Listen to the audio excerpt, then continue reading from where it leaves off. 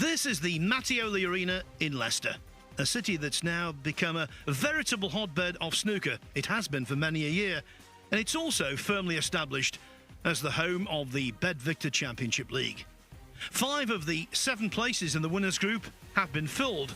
This is day 1 of Group 6, and already we've witnessed plenty of drama.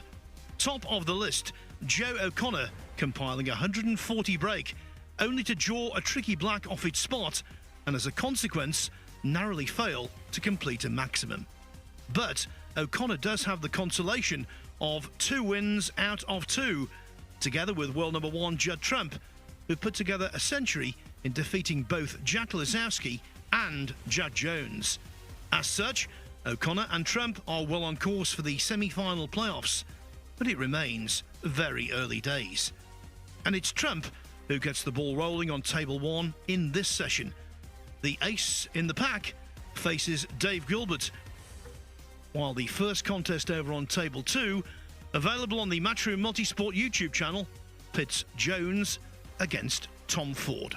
So without further ado, let's restart this potting and break building festival. With me for this one is Stephen Hallworth, and although Gilbert didn't start well against Noppon Saengkham, losing 3-1, he made a 100 break in the frame he won, and then bounced back with a 3-1 win over Jack Lisowski, so he's in the mix already. Yeah, and he was quite fortunate actually against Jack Lisowski. He won 3-1, but he was gifted 2 unbelievable chances to get back in. The final frame, how Jack Lisowski lost that, I do not know. You know, it was almost a trademark Lisowski mistake. You know, he's prone to a couple, but he let Dave off the hook massively. But Dave stood up and made a really good clearance in the end, and as you say, keeps his hopes alive. It's still very early days. There's plenty of snooker to be played just yet.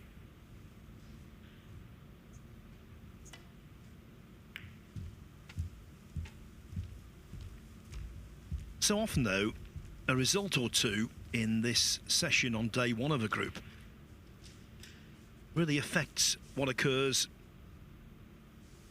on day 2. Classic example of that was Matt Selt, wasn't it? He lost his first 2 matches in the group earlier this week, but he eked out a result in this session, and then of course came back yesterday and played the lights out. So even if things are looking rocky, there's always that thought in the back of players' minds that things can turn around for the better.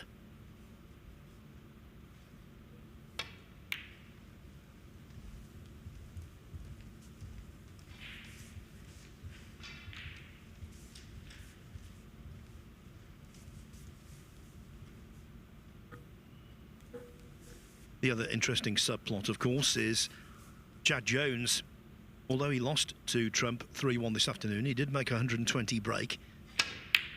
15 reds, 15 blacks, by the way. So he's now made 27 centuries in the tournament. Can he add to that tally?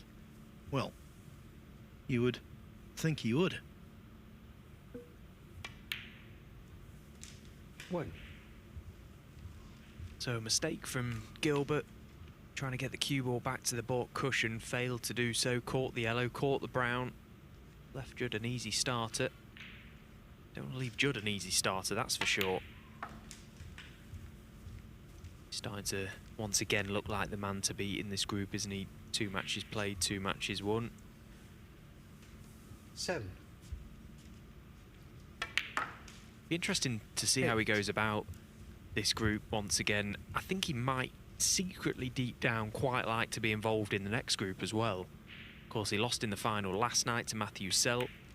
That guaranteed another 2 days practice. He goes out to the German Masters. That starts on Monday. 13. So another couple of days practice wouldn't be a bad thing for him. But we'll see. 14.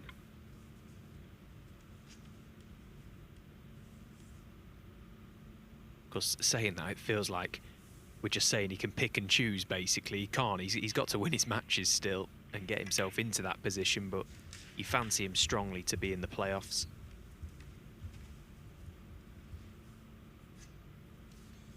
Saw Judd in the corridor upstairs about 20 minutes ago, and I said, well, pretty good start again. He went, yeah, I don't know, should have made 2 more centuries. And it's not bravado. That's what he thinks, that's what he believes, and that is the goal. Yes, wins are nice, but they only provide the opportunity for more matches and therefore more opportunities to make a ton. He's not going to make one here. I said this earlier when I was commentating on his second match today against Jack Jones with David Hendon. He's been very prone to missing to middle pockets.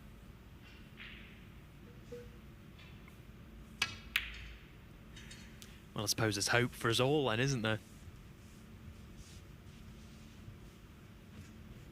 Well, very prone in relation to the other pockets.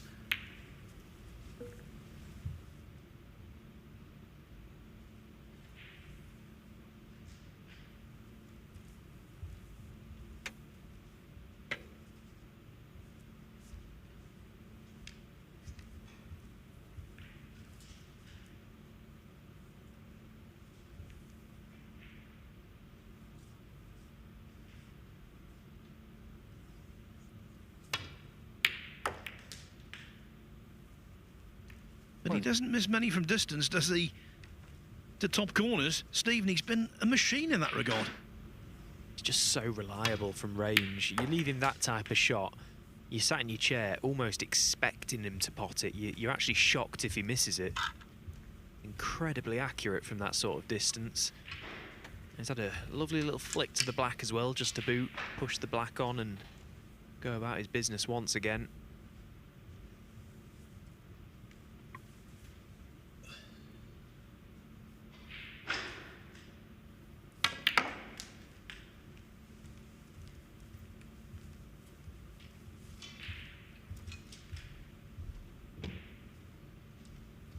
Eight.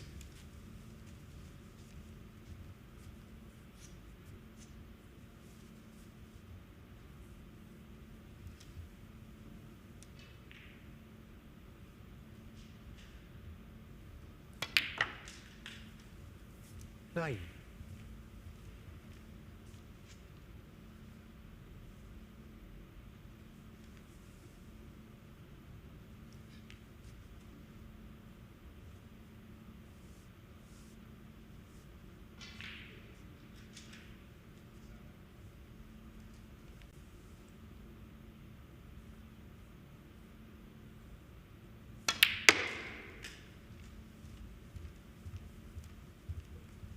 He's been such a supporter of the Championship League over the years, Judd Trump.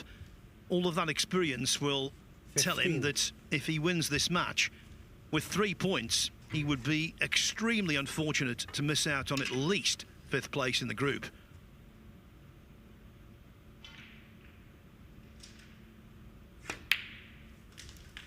Occasionally, players 16.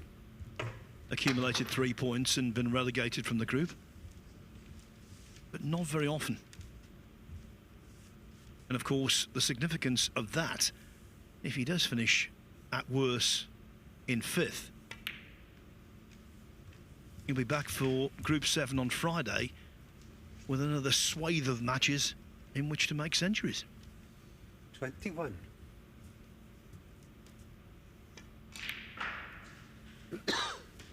$22. Now, he may have one red available to the left corner. He's certainly got one available to the right corner.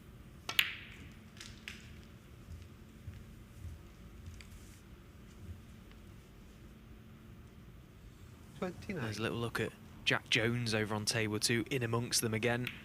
The pretty familiar sight, isn't it? Jack Jones in the balls on a break. He's played so well in this Championship League, and a world record breaking campaign in this event for him.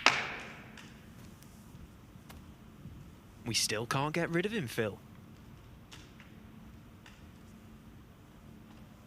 Of course he wants to win the group, but if he keeps going into Group 7, he wouldn't be all that first. I think he's enjoying his time here. Yeah, I spoke with him earlier. We were on the practice table together, and 37. he made a point. If he wasn't here and he wasn't playing, he'd only be down the club practicing anyway, wishing he was here playing. You know, it's a chance for these guys to test themselves against the best players in the world, earn a few quid whilst doing it, get a bit of match practice, sharpen up for what's to come. There's only positives, in my opinion.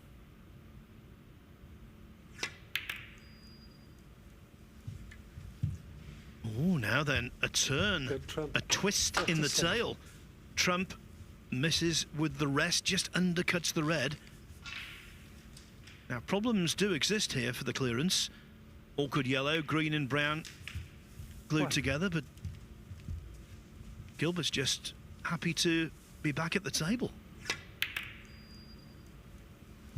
Yeah, I think the blue just slightly hindered him there. Oh, but that is a shocker. Gilbert, 1.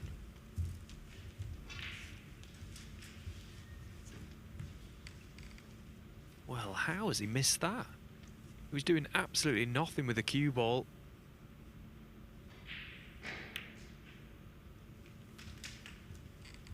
One.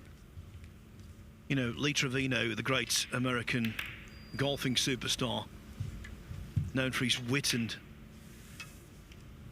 chattering incessantly on the golf course, he once said, 2 things don't last very long. 8. Dogs who chase cars and pros who put for pars.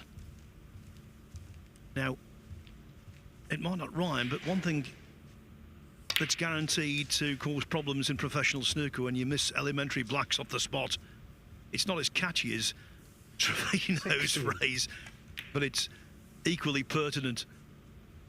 17. Yeah, it applies at the professional level, but it applies at any level, right down to beginners, amateurs. You cannot miss blacks off the spot. 24. Anyway, you'd like to forget that as quickly as possible, Dave. Move on, this frame is done.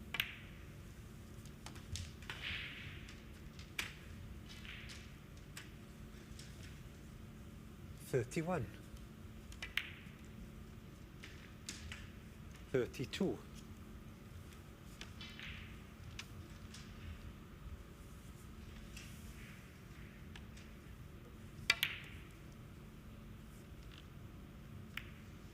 It's been quite a scruffy frame, actually, but nevertheless, Judd Trump wins it numerically very comfortably. He leads 1-0.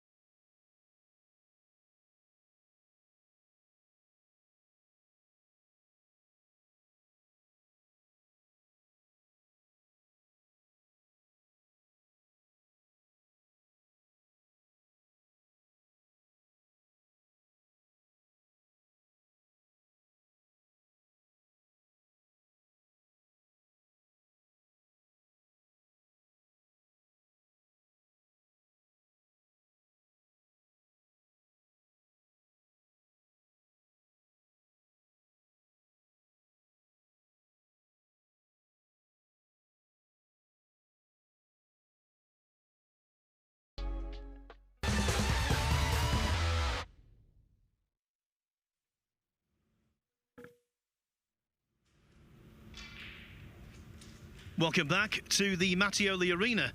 Over on table 2, Jack Jones is getting close to extending his Thank you. world record for Second centuries in one tournament. Judd Trump to break. Just a couple of pots away from yet another. As for Judd Trump, well, he's looking for a third consecutive win, with one more match to go today against Tom Ford to complete the session on this table. Well, I can tell you Jack Jones has made a century to lead Tom Ford 1-0 on table 2. Just the small matter of his 28th of the tournament. Now, my co-commentator, Stephen Horworth, has got some news from North Africa. Some of the game's leading juniors, most of them have been on the road to Morocco. And Stephen, a local from here in Leicester, is doing really well. Yeah, that's right. It's relevant, isn't it? Because we are here at the Mattioli Arena in Leicester, and Kaylan Patel, Leicester's very own, 16 years of age, has just booked his place into the final of the WSF Junior Championship. And the big thing about that is there is a tour card available, a professional tour card available to the winner of that event.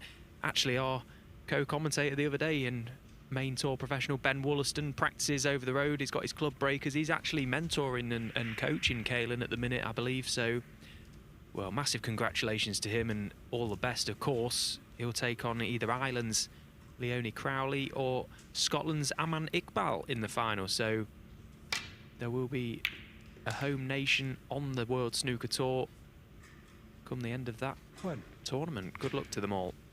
And of course, if young Patel does win that championship and get his tour card, the first event he'll play in probably will be the Ranking Championship League here at the Mattioli Arena in July. What a start to his career that would be, playing at home. Yeah, it'd be brilliant. There's actually a possibility that it'll be, I don't know if it's already been announced, that he might be invited to play in the World Championships as well as a wild card for the event. I presume he will be, and that'll be a huge occasion for him. 16 years of age, he's barely been on the scene for 5 minutes and booked his place into a big final. What an achievement for the young lad. 4. Yeah, playing in the World Championship as a wild card will be thrilling and invaluable experience, and then of course he would become a main tour member.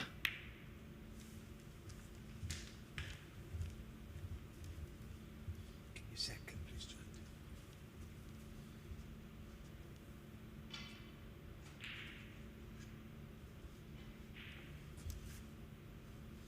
10, thank you.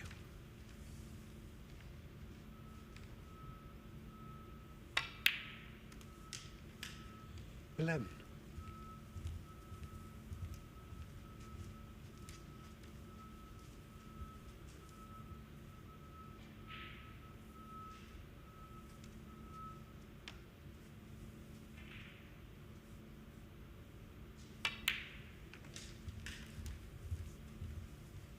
Now, I don't believe he got hold of the white quite as much as he wanted to there, but he has 16. cleared the blue, as it were. And he plays that shot so 17. easily. It's mid-range, but for him, in his mind, it's short range. It's almost a formality.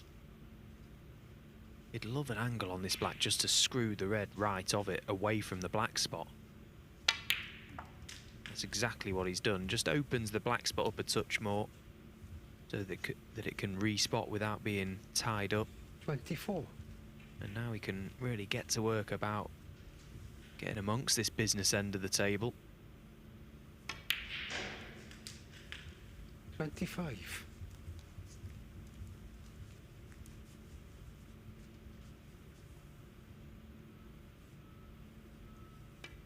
Well, it wouldn't be a surprise to see Judd just motor on in this game now, just go through the gears after that missed black in the opening frame from Dave Gilbert. Okay, 30. David was already a long way behind in that frame, but to miss a black off the spot with hand on the table from right behind it, it's usually a costly mistake at any level. Judd will certainly look 31. to inflict heavy punishment to Dave for that mistake.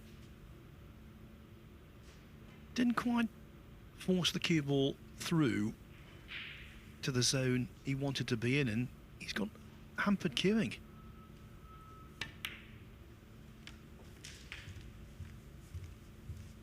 Keeps answering the questions, though.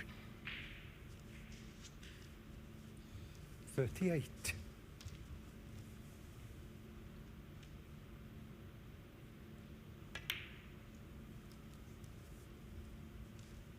Judd Trump. And there's that 38. middle pocket hoodoo again. Now, he was up off that pretty quickly. Sometimes that's the indication of a kick. And it did throw wide, but I think that was more Pilar's error. Very uncharacteristic error.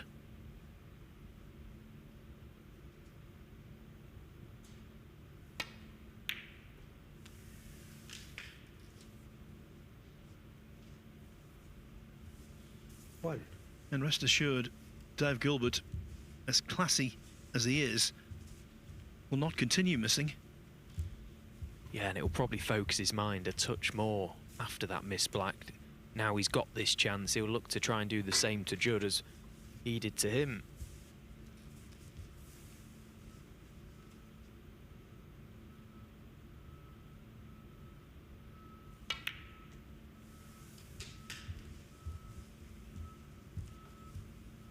I think the galling aspect for Trump with this miss was the fact he just knocked in a really pressurised ball, a really tough one as well. Judd Trump. And he might have been forgiven for thinking the hard work was over. 5.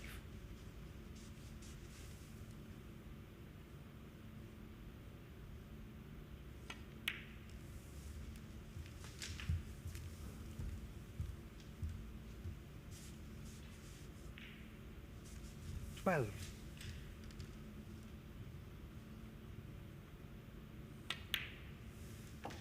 13.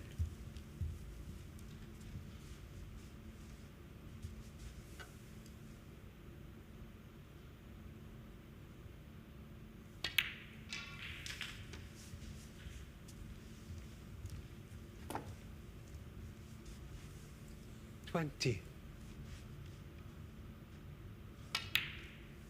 21.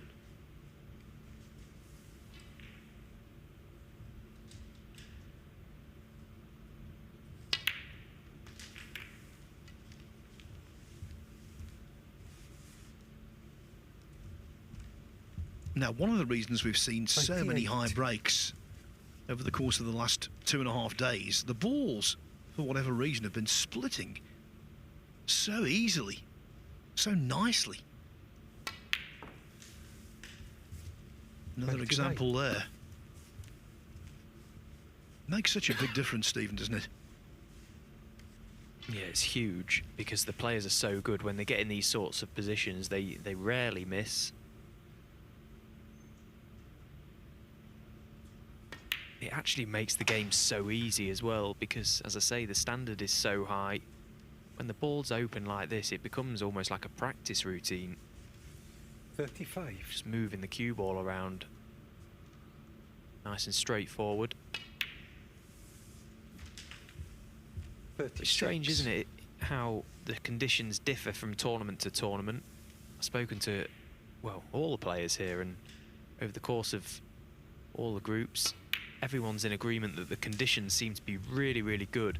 And when they have dipped slightly, they're able to rectify it very quickly. We've got a table fitter on site who's 42. on the job for any queries. But the new cloth, the 43. generous pockets, the ball's opening nice, it's just a recipe for just snooker perfection, really. If there isn't another maximum in this event, I'll be absolutely gobsmacked.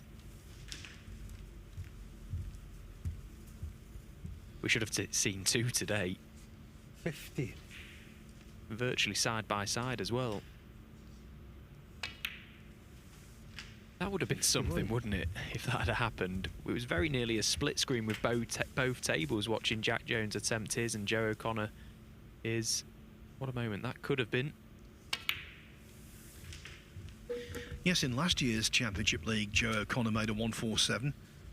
In the very next frame, he ran 73. They were perfect.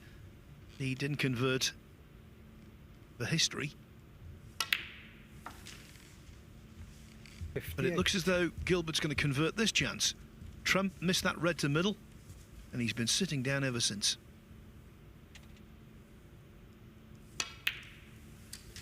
taken these very well, Dave Gilbert, and he had to.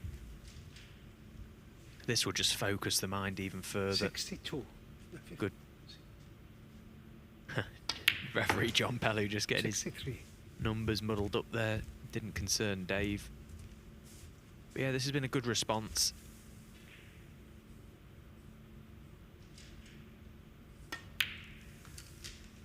$66. Long old stint for the referees, isn't it?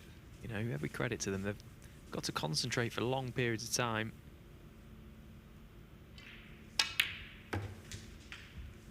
$70. Yeah, all three of them this week doing a sterling job, as always. Ian Wagstaff, John Pellew and Rob Spencer.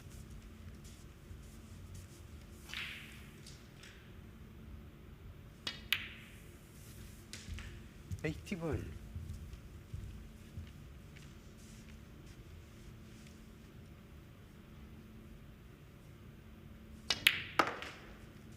$88 on the frame, David Gilbert. There it goes, a break of 88 in response to Trump's 38 that ended with that misread to middle that no one could really have predicted. And so the first two frames have been shed.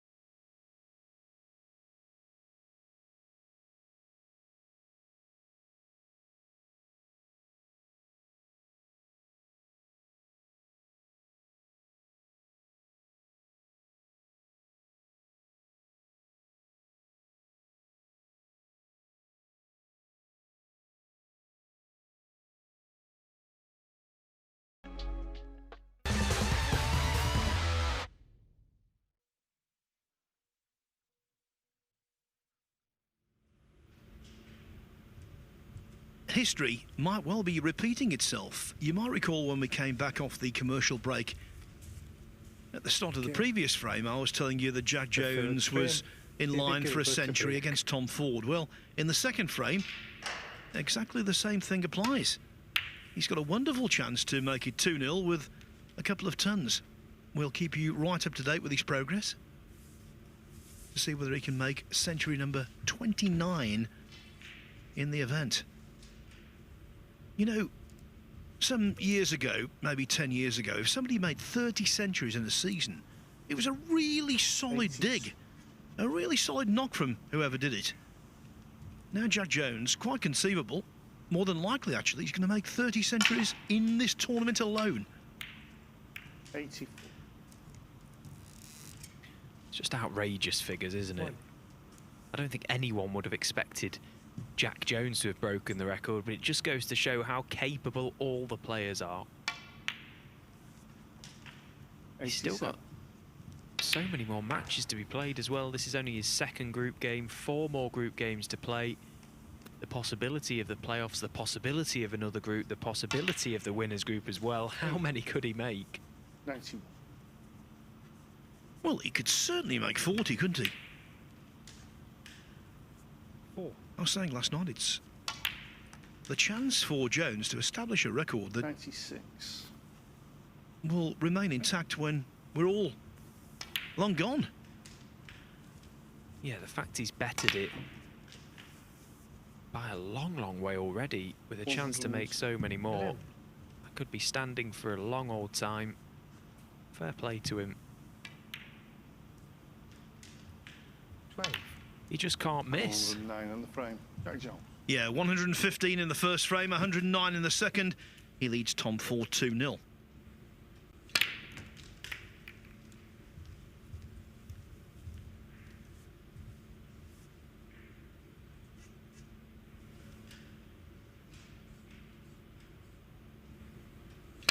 Always difficult to go into the bunch with any great gusto when you're taking the cue ball off the top cushion first. But it's worked out pretty decently for Trump.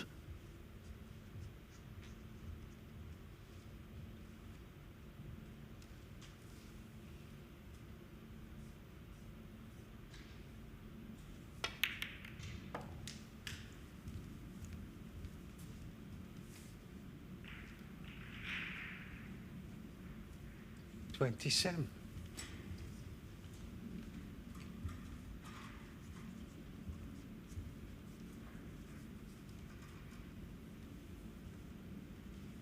Now this is definitely missable. Playing with the alternate hand.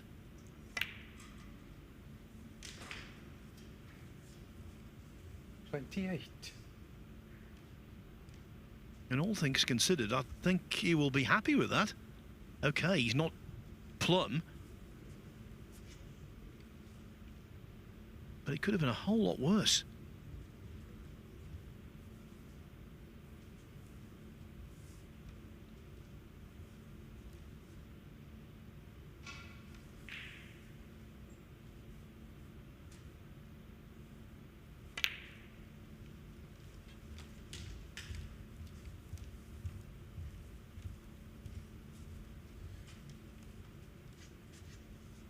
$33.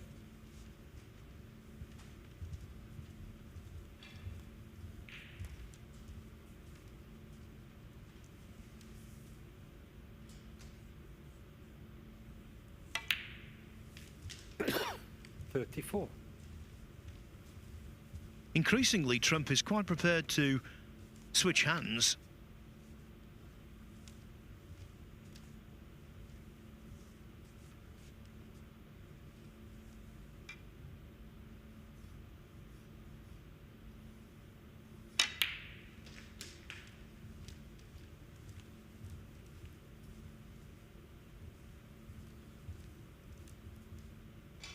$41.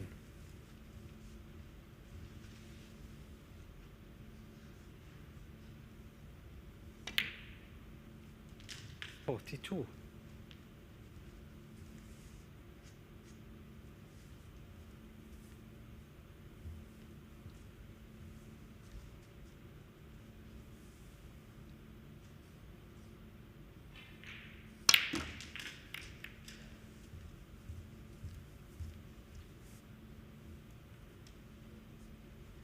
Now, Stephen, this could 49. be something of a tester.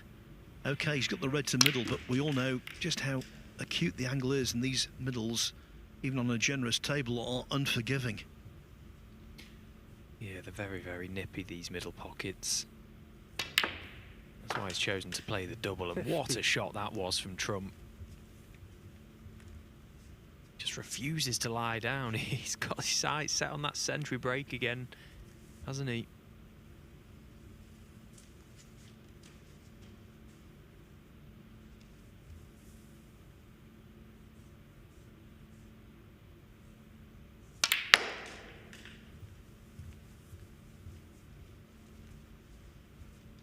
Look at that for a shot as well. Screwing the blue in. 55. Naturally, you would play that with left-hand side, which turns into running side off the cushion. He's played it with right to check it. He's got the arc initially and then checked the cue ball, but, well, he's cued completely across 55. that.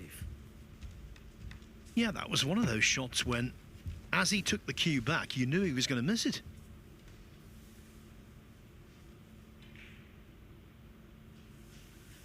So in the previous frame, he broke down on 38 and Gilbert cleared. This time, Trump's lead a little more substantial, but not decisive.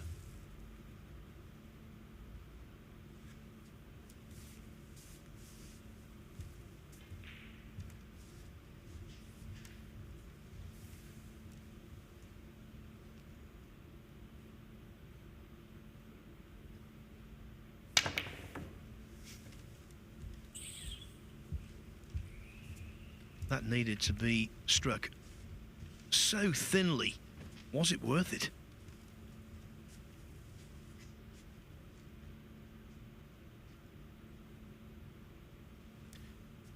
Has he left anything for Trump? He's left the red to the green pocket, but nothing straightforward. This is a tester.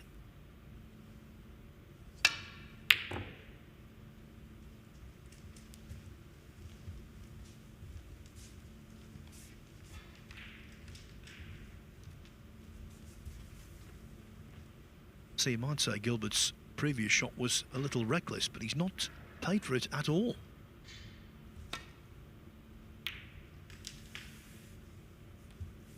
One.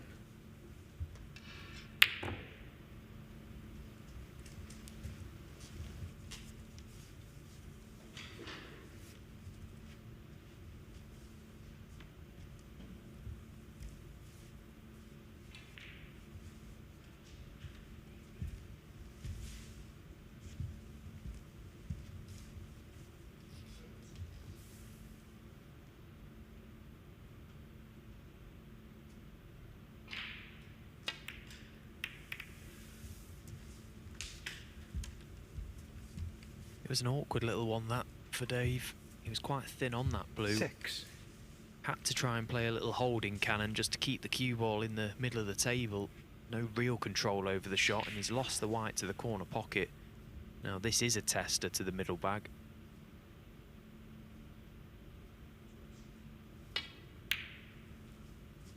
Yeah, and it wasn't a shot that he really convinced us that he was ready to pot. He's missed a couple in this game, Dave, and that was a particularly difficult shot.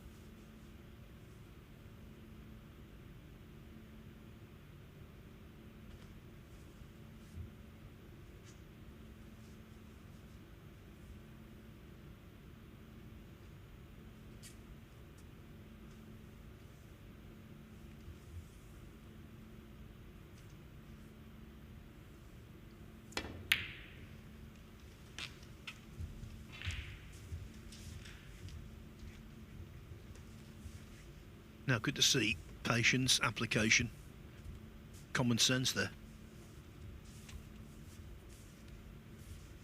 Okay, for this frame, the century not available, but get the frame one, get the match one, and things are looking healthy, very healthy.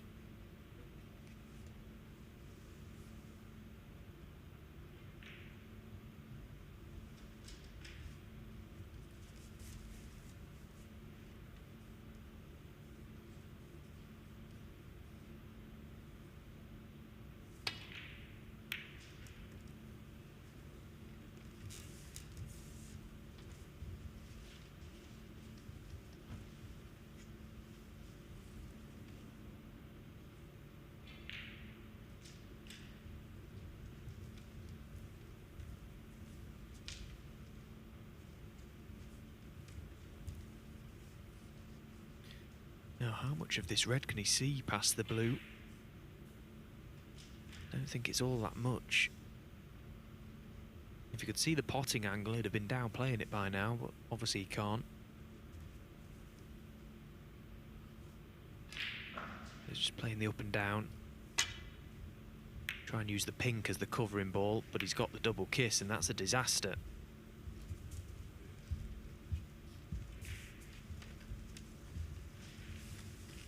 Given that the double kiss wasn't avoided, I suppose you could make a case out to say that could have been worse.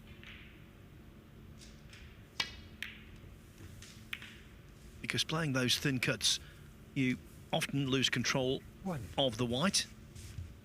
And if the black doesn't go past the red, well, it clearly does. So that's a stroke of fortune.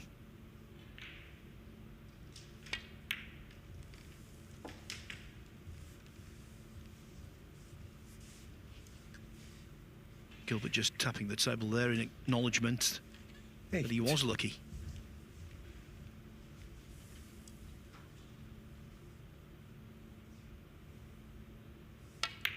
Yeah, it's a golden chance to get back into the frame, this for Dave. He's got, well, guaranteed 32 points around the black here before he needs to consider that red under his arm.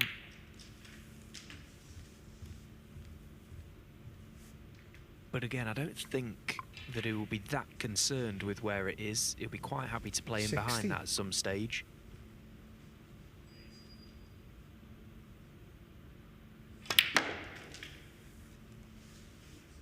Seventeen.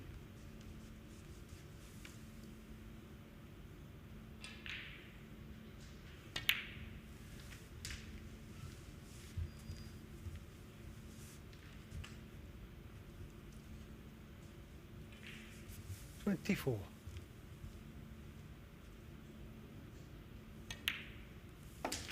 25. Over on table 2, Tom Ford has joined the Big Break Jamboree, making a 91 as he pulls one back against Jack Jones, whose lead over there is now 2-1.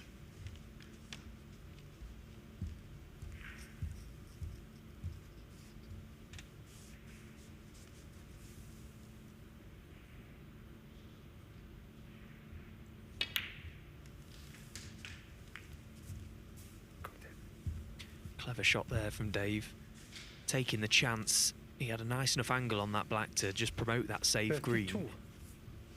Might be tempted to play this red down the rail now because he's got a great angle on it. Just play a soft stun off the cushion. Well, he's gone top, and 33. once again you could see how inviting that type of shot is. He caught a fair bit of that left jaw as we look, the top cushion jaw. Still accepted it. And now what a great chance for a steal. Well, he's a massive favourite, isn't he?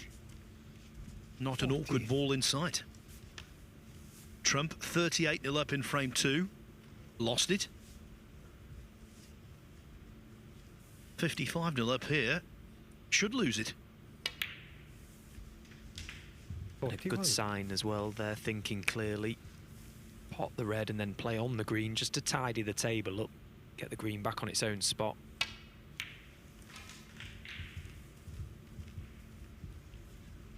Now nothing in his way to take this frame. 44.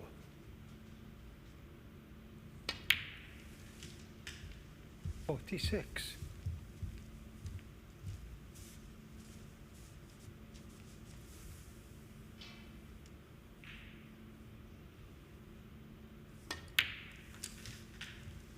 49.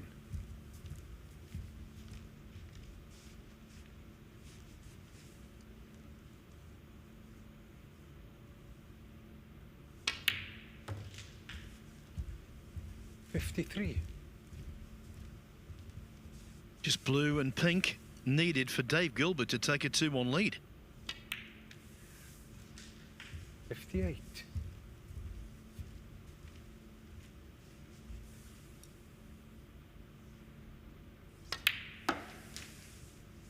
64 on frame. That is a rich harvest David Gilbert. from the farmer. Dave Gilbert leads Judd Trump 2-1. One more frame needed, and he'll have 2 wins out of 3 and be looking pretty good in the group standings.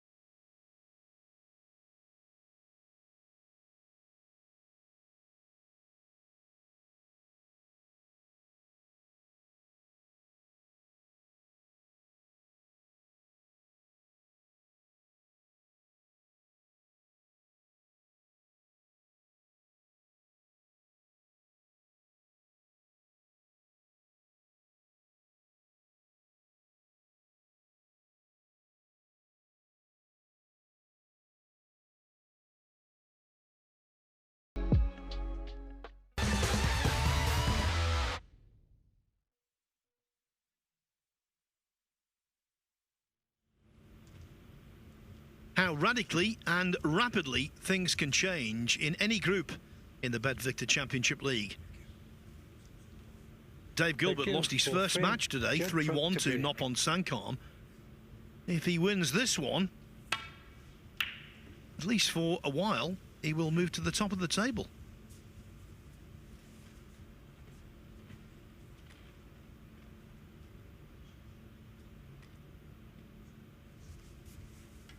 But Judd Trump fought back from 2-1 down to beat Jack Lisowski 3-2 earlier.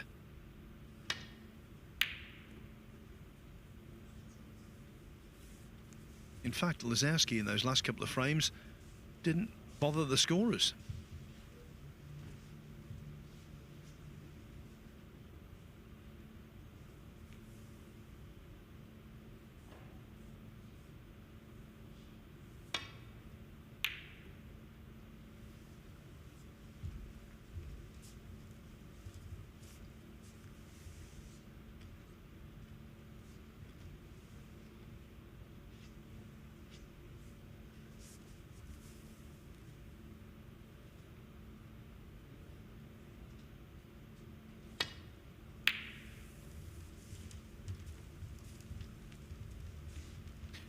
Well, considering the mistake he made in the first frame, Dave, that black off the spot, he's responded really well.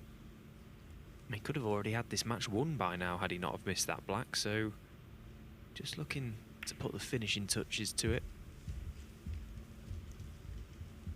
Now we're watching one of the game's superstars in action. News of another. Around an hour ago, the news broke on the World Snooker website that Ronnie O'Sullivan has withdrawn from the German Masters next week. He was due to play Dylan Emery in his opening match, so Emery will now receive a bye into the last 32. You know, it's funny that's happened actually, because I was with Dylan in Belgium last weekend at one of the Q Tour events, and I asked Dylan if he was going to the WSF event in Morocco. Of course, that event carries a tour card, and he said, no, I've made a decision to go to the German Masters. Obviously, he's qualified for the event already. And he said to me, I strongly fancy then there's every chance that Ronnie will pull out. And, well, he's spoken it into existence. Big prize money. Yes, Dylan Emery's in that strange situation, isn't he? Because he was top of the Q School top-up list.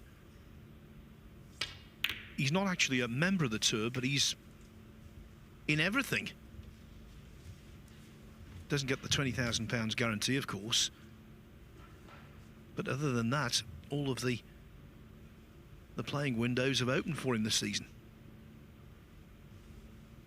Yeah, in my opinion, he's in the. I suppose if you are going to be on the amateur circuit, is in the perfect position, because he can play in anything he wishes. Basically, he's got the Q Tour events, playing in a top-up as in the World Snooker events as well. Basically, double bubble for him. Lots of opportunities. He can pick and choose. He's in the playoffs of the Q Tour as well after winning one of the Q Tour events. I think he won the one in Bulgaria. So, yeah, he's in a good position, Dylan.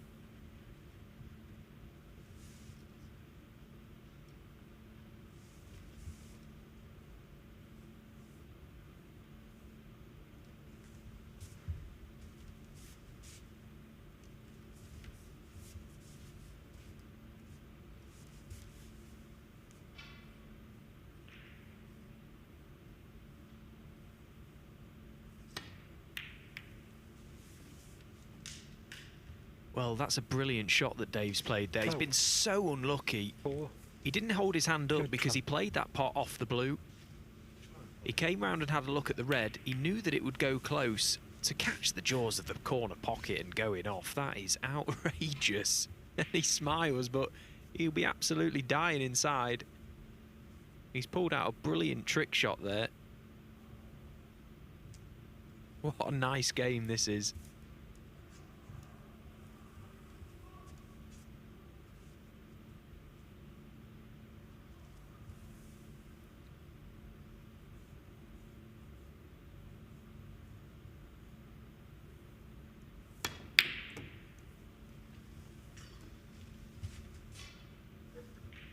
For now, at least, Trump is off the boil.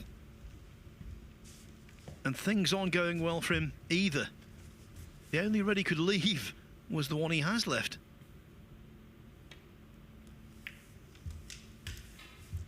One.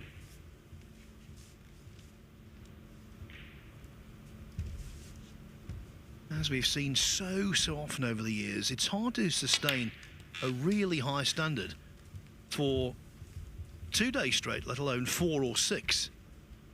And of course, if you're involved in all 3 groups this week, it is 6 days solid match play. So even the very best have peaks and troughs. I think more than anything in this format, for all these players, it's just concentration. They're long days, there's a lot of waiting around in between matches, and there is a lot of matches to get through as well. It's all about concentration. They can all play 16. to that level, they can all pop balls, make tons, you know, it's an easy game to them all, but the concentration is what may let a few down. I think Judd's experiencing that in this game. Not looked as sharp as he has done. You know, back in the early 80s when I was at university, I played a 24-hour snooker marathon for charity. 24 hours continuously playing, and by the way, I'm not comparing myself to these guys, that would be ludicrous. But what I found during those many hours was that there were periods where you felt as though you couldn't miss, and then 17. for no apparent reason, there were periods where you felt as though you couldn't pot a ball. And I suppose the same thing applies to these guys, in the sense that you cannot sustain peak form for frame after frame, match after match, day after day. Inevitably, there will be a time where you have 24. a low period, an unproductive couple of matches. Having won his first 2 matches, Trump can afford to lose this one without losing too much sleep. And he has got one more match this evening against Tom Ford. Well, just on that 25. topic quickly, I too did a 24-hour snooker marathon many moons ago, and I literally couldn't pot a ball come the end of it. The 22nd hour arrived, I missed a blue off the spot that you just couldn't miss. I then like sort of flung my cue up in the air, and there was a fan above the table, and it chopped the top of my cue off. I had to use a rack cue for the remaining 2 hours. 33. That was the first ever cue I had, and I've still got it at home. Never had it fixed. I had a new cue made straight after that, the cue that I still use to this day. So not your greatest fan.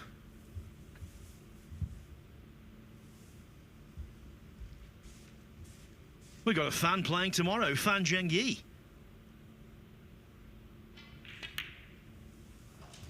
Actually, not tomorrow. It would be on Friday, wouldn't it, when the Group 7 begins.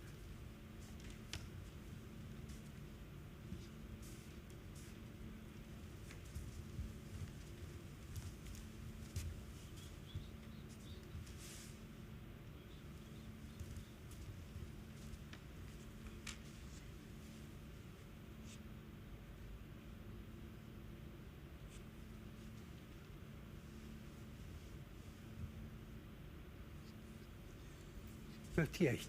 Okay.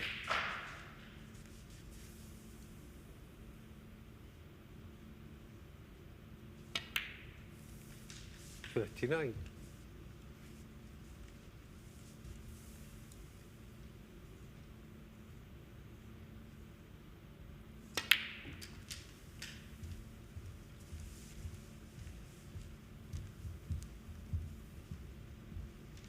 $42.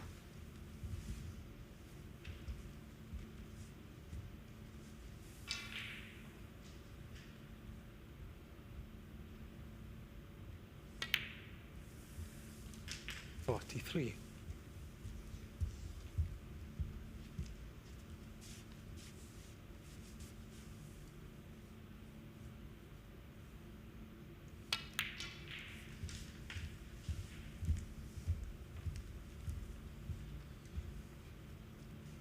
$48.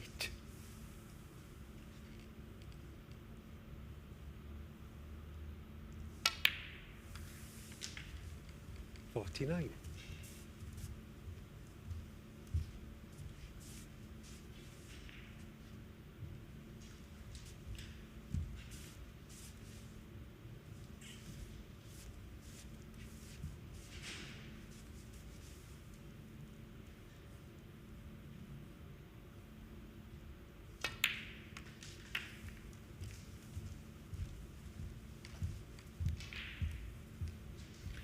Going very nicely here, Dave. 54. He's got these balls placed absolutely perfectly for a break big enough to win this frame and the match. It has been a solid 55. performance. I think overall he'd be happy with how he's played. Yeah, he has won the Championship League in the past, the ranking version in 2021. And of course, 60. last spring he got to the semi-finals of the World Championship. Knocked out defending champion Luca Brazil before eventually succumbing to Kyron Wilson. 61. And he made the semi-finals at the Crucible in 2019 also.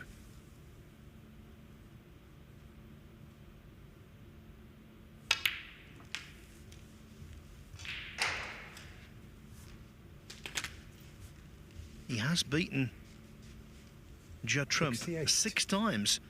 Once in the Championship League, 5 in other tournaments, 69. including a couple of times at the Scottish Open. Now, Trump is normally mustered in those home nations events, so they are notable wins for Gilbert, as this is. These two have been going toe-to-toe for 19 years now. Their 76. first meeting was in Aberdeen in a round-robin group of the Grand Prix in 2006, and 77. Gilbert prevailed 3-1.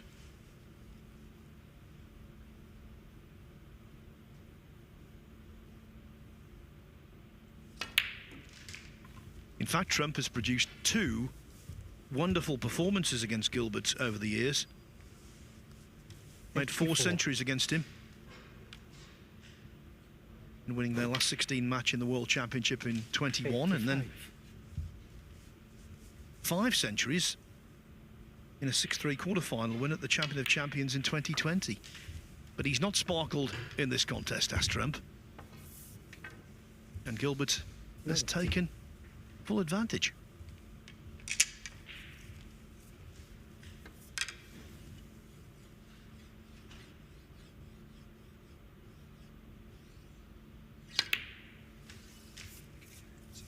$91.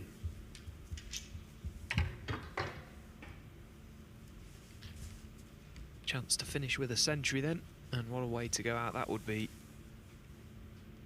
He's always been a class player, hasn't he, Dave? He's one of the greatest cueists on the tour. He's got a brilliant action, gets through the ball lovely, great rhythm around the table as well. Brilliant player, 93. has been for so long.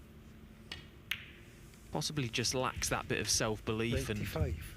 if anything, positivity at times. He's comes across as a downbeat character more times than not, but he really is a superb snooker player. 98. You know, I sent a note to myself today to avoid saying something I always say when I commentate on Dave Gilbert. 102. But despite that note, I'm going to say it anyway. He's one of those players who looks the part, isn't he? He looks $1 million when he's queuing. 107. Yeah, he really does. If you was to base your game on anyone's, Dave's would be a good action to try and copy. 113.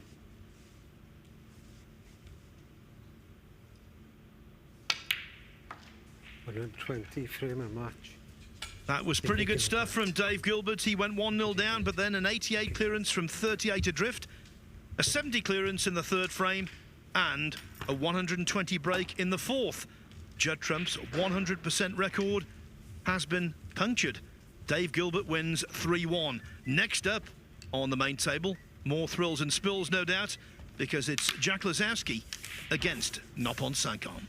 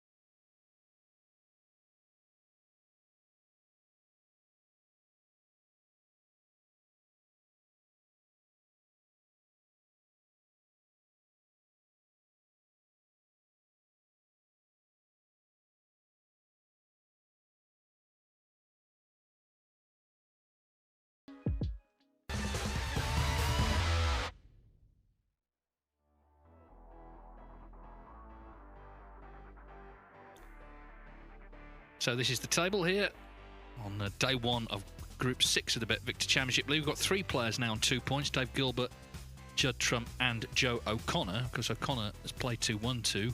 Saengkham on 1. The other players yet to get off the mark. Although Jack Jones, just as we come on air, has beaten Tom Ford. So Jack Jones, in due course, will have his point put on. But we're still relatively early, of course. It's this time tomorrow night we should be into the playoffs. And it's the top 4, of course, who will be there. Bottom 2 relegated. 5th place comes back with the playoff losers. And the winner goes into the winners group. And there's only 2 more chances, this group and Group 7 this week, to get into that winners group. Now, still to come, Judd Trump, Tom Ford on this table. Before that, Jack Lisowski and Saengkham. And you can see Joe O'Connor there. He's got 2 matches to play, and if he won them both, he would definitely be coming back for the playoffs. Even 1 win, you feel he'd be in good shape, because he's won his first 2. Of course, in some ways, he's been responsible for the most memorable moment of the day. It was missing the black for a 147, the last black, that is, on 140 earlier. But anyway, he's bounced back from that nicely, and is in good shape. That'll all be on the Matchroom Multisport YouTube channel. But here on table 1, it's Jack Lisowski and Saengkham, 2 of the nicest people you could meet in the sport, but they'll have to set that aside. Just saw Nopon practicing. He's always on that practice table. Okay, ready. Thank you. And of course, he did win his first match against Dave Gilbert, but then he lost 3-0 to Joe O'Connor. Jack Lisowski has lost his first 2, 3-2 to Judd Trump, 3-1 to Dave Gilbert, where he really did let it slip in that match. He was a bit sloppy in places, so he'll be looking to bounce back here. It's his last match of the night, as indeed it is for Saengkham. And remarkably, this is a meeting between 2 seasoned pros, and it's only the 2nd time they've crossed cues. Their only previous meeting to this, a pretty important one, in fairness. First round of the World Championship in 2023, Lisowski won 10-7.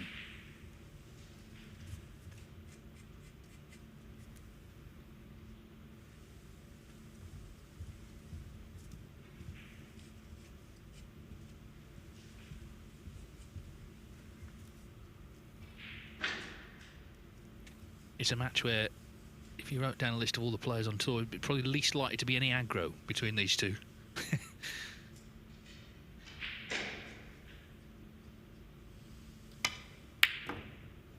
Well, he got close to that, but he'll be concerned, leaving Lisowski a chance. What we saw earlier against Gilbert was Lisowski fashioned a handful of chances, but just wasn't quite clinical enough. He could easily have won that match 3-1. He lost 3-1, in fact.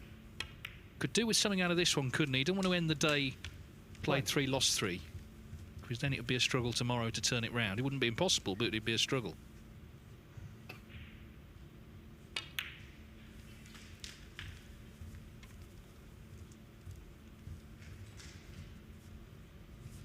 Eight.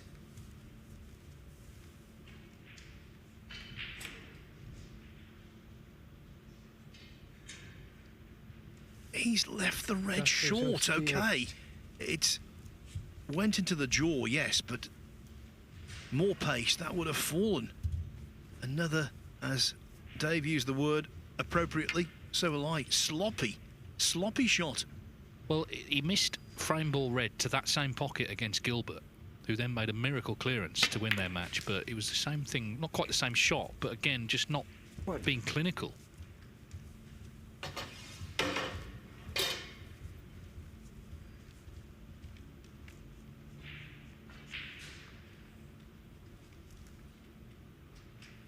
Saengkham, a more sort of methodical player, but very, very focused when he's in. He's in some ways kind of the opposite.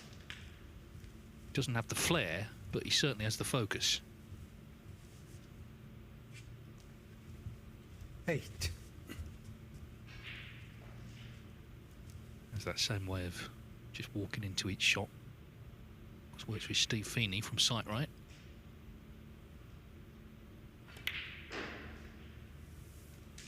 Nine. Yes, I think we're all guilty of continuously talking about Jack Lisowski as the best player yet to win a world ranking event. But also in the conversation is Saengkham. Yeah, very much so. Got to the final last season of the Scottish Open where Gary Wilson beat him, but Second was not there's a great humility about him. He was here actually in Leicester. Probably it must have been at this event last year, and I was down at breakfast, and he came down, and I'm not kidding. 4 members of staff went over to him to see what he wanted. He's taken to him because of just the politeness that he has and the sort of sunny character he is. They're all sort of fighting over who was going to make his omelette. Thank you. 15.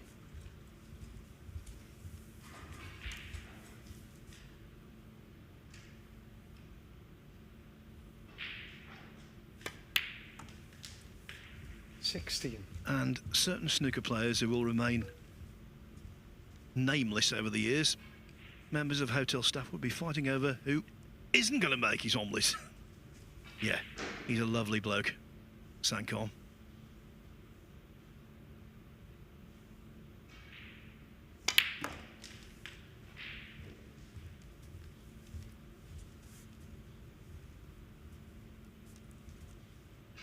$23.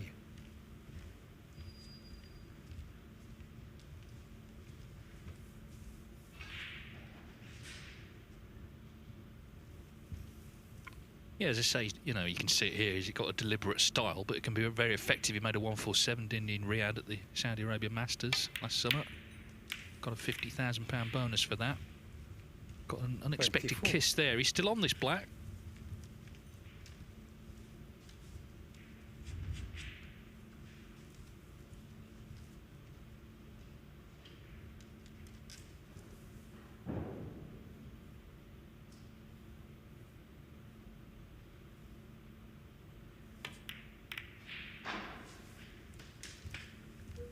Beautifully held. 31. You know, you talk about specific shots, and that cut back into a blind top corner pocket on the black. That's one that all of the players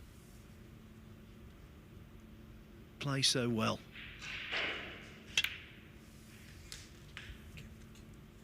$32.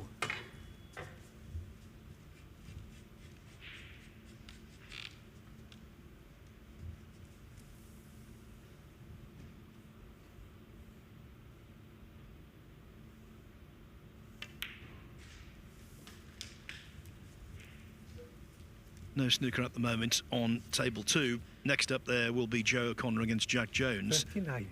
So Dave and I will be on century watch. And we could be watching a century here. If the pink pots to the left-hand top corner pocket. Well, clearly it does. 40. That presents a great opportunity to dislodge a couple more reds from that mini bunch.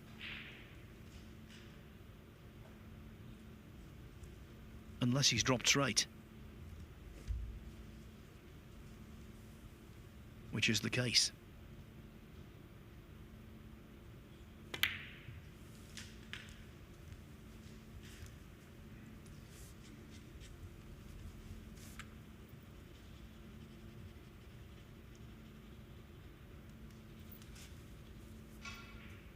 Here he is, Jones the Century.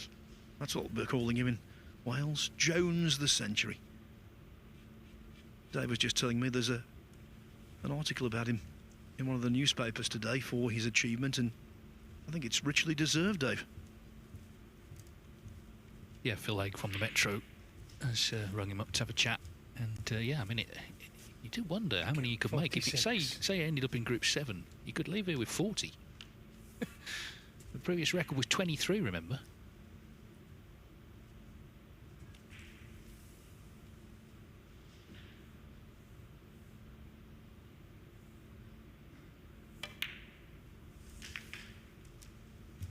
$47. Well, that's worked out nicely. He's brought the red out. He's on the blue, so definite chance for Noppon Saengkham to profit from Lisowski's very unexpected miss. Red to right corner.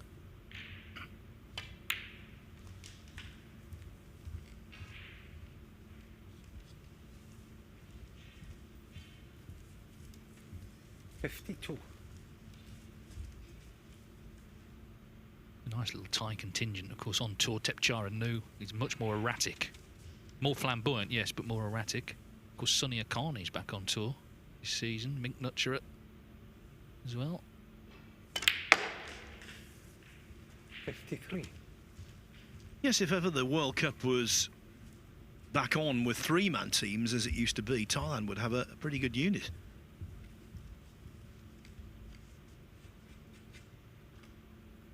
Barry Hearn, I saw an interview with him over the festive period, and of course Barry's always festive, as we know, but he was saying he would like to bring the World Cup back as Saengkham develops these reds very nicely.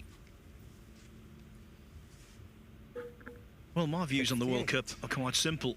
It didn't work as a two-player event per team, but I think three-man teams would be really interesting. And of course, there are more nations now who can be competitive with three-player teams. Yeah, and also if you don't have enough professionals, you know, it's a boost for the amateur game, isn't it, to bring in the leading amateurs to get a chance to play in it. 59. So I totally agree. Let's hope that comes off.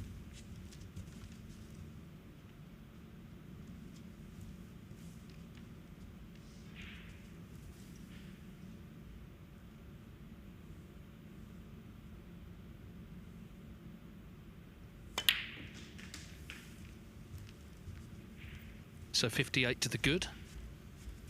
Red and a colour required. 66. And this has been, as I say, it's been studious, but it's been effective. You know, he has focused on every shot.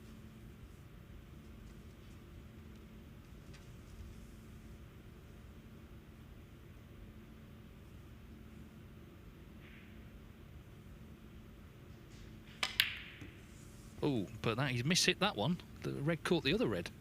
So he's not over the line yet. Open Saengkham, 66. And he didn't really have to squeeze that red through. It was clear that there was a channel there to pot it. So just on the threshold of winning the opener, Saengkham errs. And now Lisowski, who had 2 frames snatched from his grasp against Dave Gilbert earlier, he could be the one doing the snatching in a positive sense. He made that great clearance last season at the British Open against Sean Murphy to win their match. It was first 2 shots were both 8. absolute worldies, actually. 9.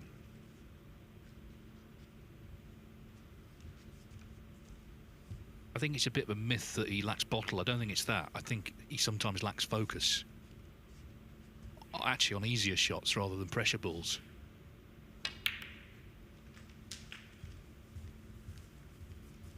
Well, he's got a great chance here. 15. 16.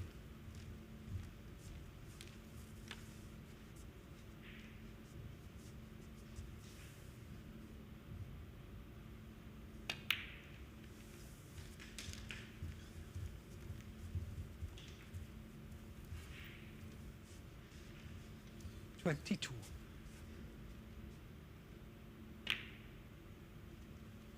23. Look at that positional shot onto the penultimate red. So precise. Almost effortless. I agree with you, Dave. I don't think it's a bottle issue. Sometimes I 28. question his drive, his ambition.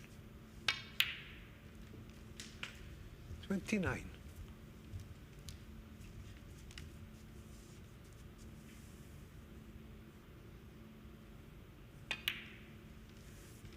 Yeah, I mean, nobody's any one thing, and if Jack maybe didn't have that personality, then he wouldn't be able to play with the freedom he does to make the 35. dazzling breaks he can. So, sort of 2 sides of the coin, really, but he certainly should win this frame now, 37. shouldn't he? It's about just trying to stay in control.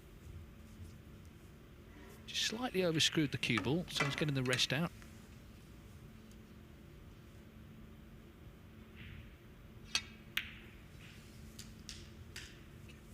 Yeah, and now 40. it's just become a little more complicated, but he can take the brown to middle.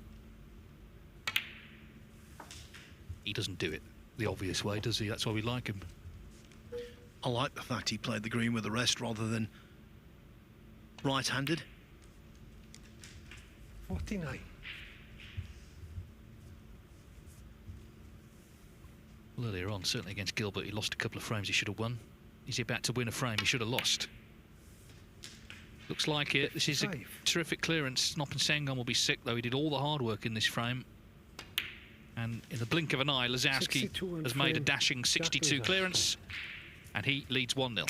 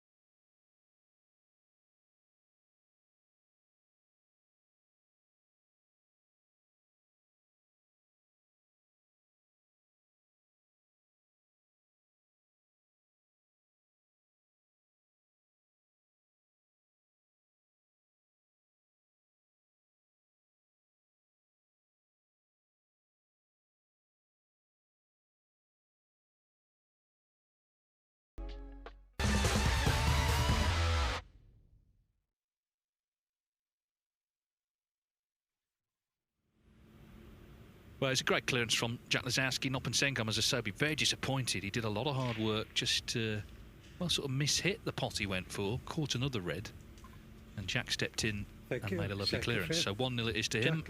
He's looking for his first win of the day. Saengkham is second, and then they'll both have 3 matches in the groups tomorrow. Hopefully, of course, trying to get in the top 4 later on. One thing that's incontrovertible, if Lisowski wins this match, the group really tightens up.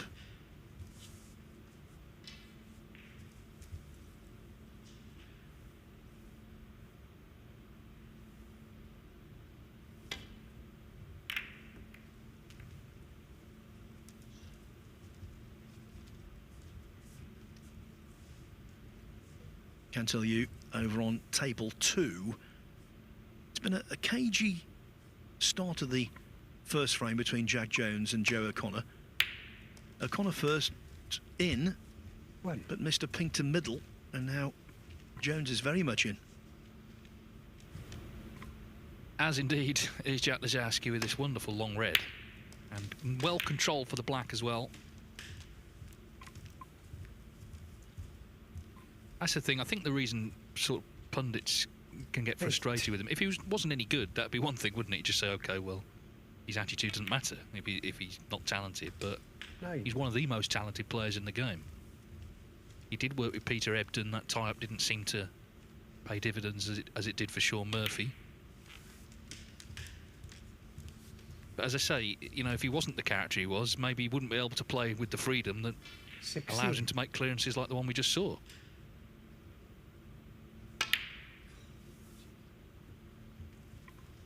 But then Jack Lisowski, 16. He misses that one. Some of the most interesting snooker personalities have been those that can play brilliantly, but you're always scared they're going to miss a ball they should pot, and that was a prime example.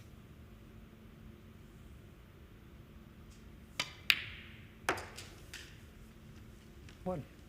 Of course, the first People's Champion was Alex Higgins. He was exactly the same.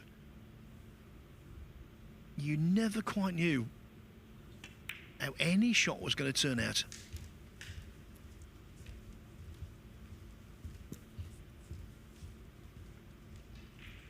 Six.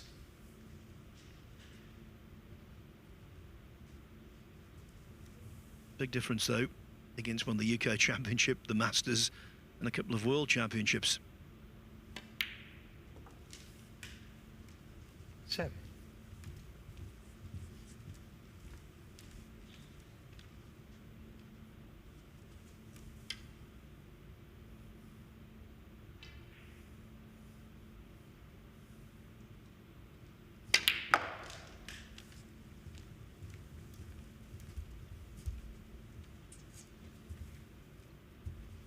Yes.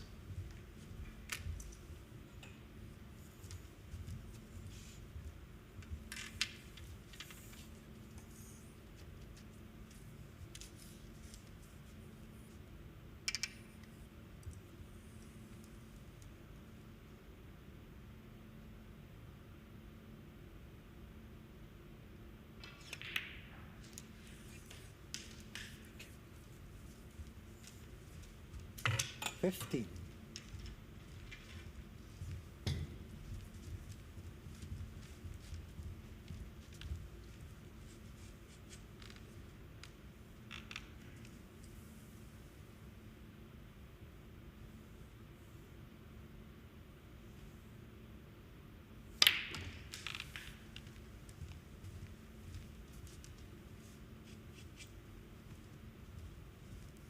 22.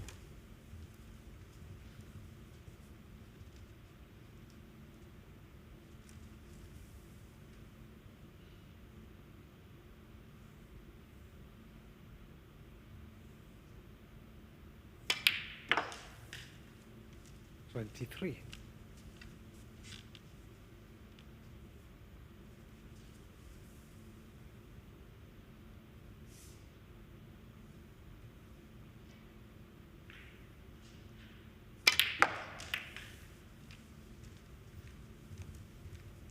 'Now we've made the point already this evening that the balls are spreading 30. very well on this table. But when you take the cue ball off the top cushion first, even at pace, there are no guarantees on any table that's ever been manufactured. Hardest way to break the reds is the shot that Saengkham was forced into there.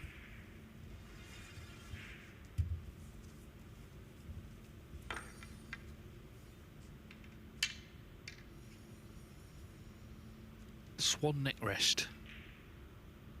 It's using here. Well, he hasn't got the white as close to the cushion as he was intended, so that will 30. unravel quite quickly.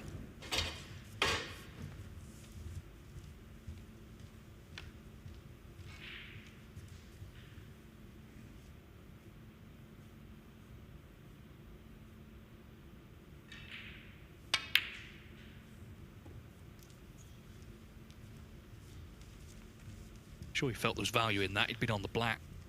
I was not expecting to leave a red on.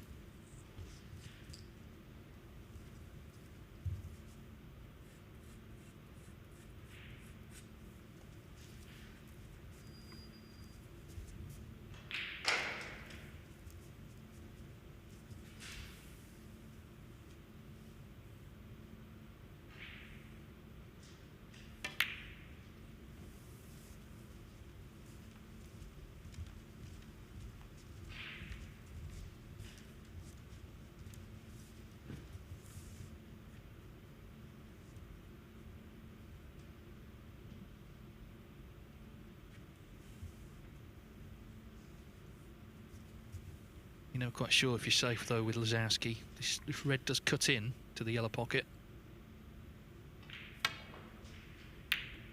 And then it goes. 1.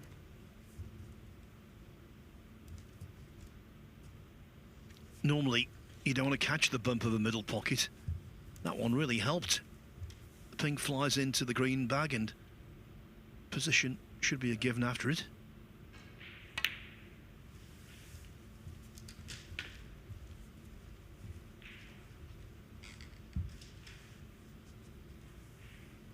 Seven. 8. I'm at this point with Stephen Hallworth when Lisowski played this morning. And I'll ask you your opinion as well, Dave. The fact is, Lisowski's been in 6 world ranking 13. finals and 6 other semi-finals, actually. Still to win one. But he's been given quite a 14. raw deal because he's played Robertson twice in a ranking final, Selby on 1 occasion, and Trump 3 times. So they are really tough tests, aren't they? 22. That's 21. Absolutely, and he's beaten some terrific players to get to those finals. I think the concern is more that he's not been in one for 4 years. 22. No disgrace losing to any of them. I think he finds it hard playing Trump. He obviously looks up to Judd Trump, they're great friends, and also Trump's brilliant, but then he misses that black off the spot. Jack And Lisowski, 22. Has been an issue today, just the odd miss out of absolutely nowhere.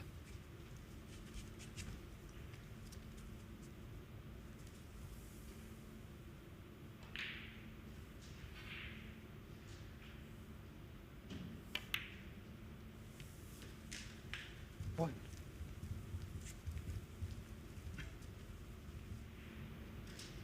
Yeah, how can someone of his ability fail to pot a ball of that nature?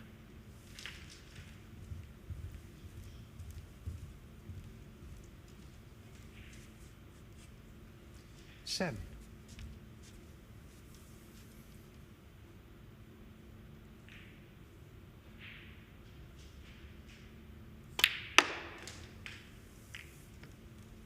Eight.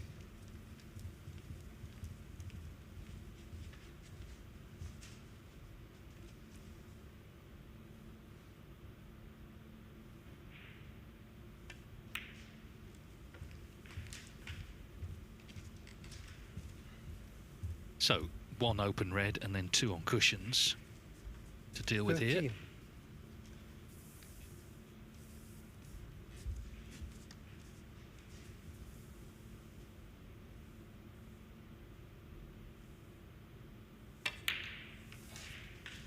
Fourteen.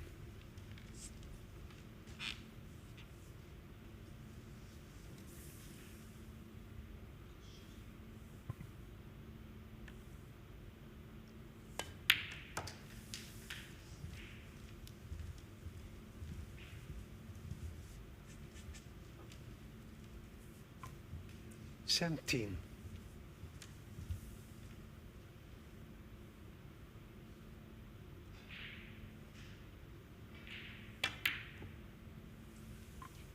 Well, it always Well, seems we'll tougher to say pot a ball along 17. the bulk cushion than the top cushion for some reason. And these pockets are not ungenerous. He didn't really get close to that. That will be the test if and when it ever arrives on the golden ball in Saudi Arabia. Someone makes a 147, they need to pot that golden ball along the ball cushion for a 167 and a huge amount of money. That will be one hugely pressurised and difficult shot.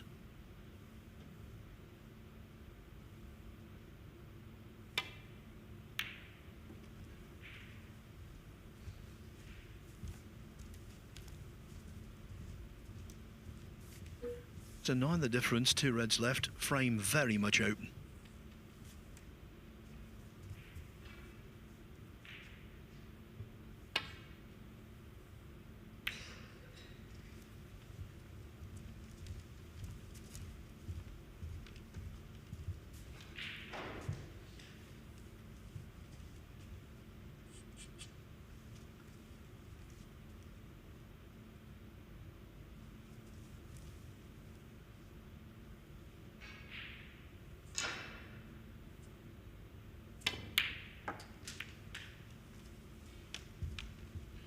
One.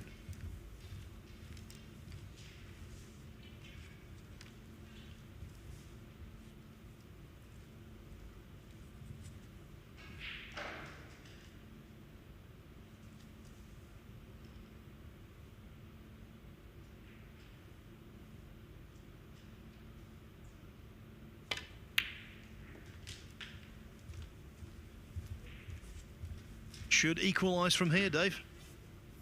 Yes, and of course, 3. he will reflect he could have been 2-0 up, but equally he could have been 2-0 down.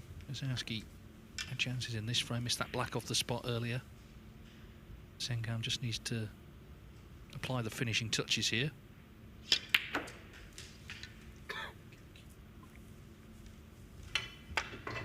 Four. Been a profitable day for Joe O'Connor, who's taken a 1-0 lead over Jack Jones on table 2.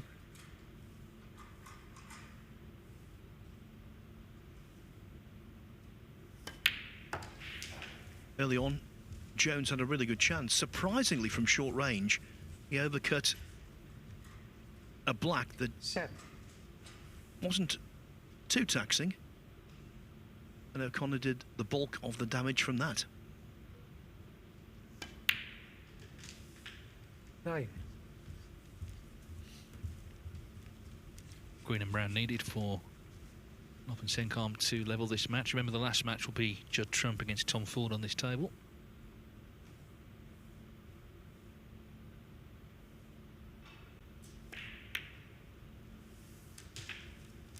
Twelve.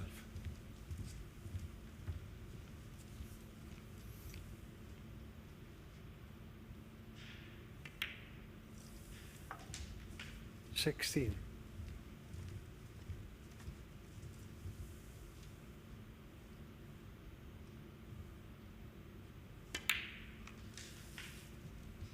21.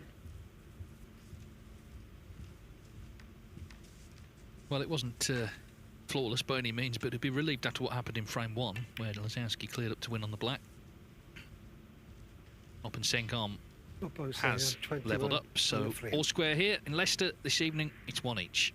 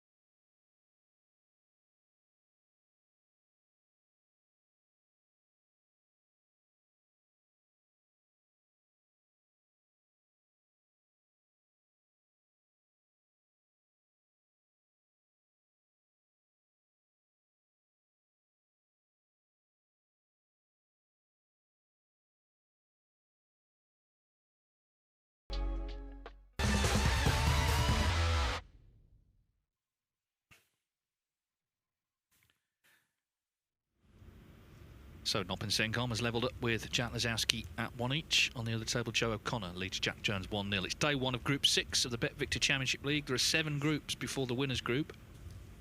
So we have Hossein Vafai, C. Jarwi, Saengkham to break. Mark Selby, Karen Wilson and Matt Sell in the winners' group. 2 more places to be found. And it'll be that first week of February where the champion's crowned. Of course, a place in the Champion of Champions for anyone not already qualified. And after Group 5, which was record-shattering in terms of its overall standard, and a pretty good session this morning, actually. Few mistakes, few errors of an unforced nature creeping into the games of all of the players involved tonight. Maybe a sign of fatigue, certainly for those involved in Group 5 on Monday and Tuesday.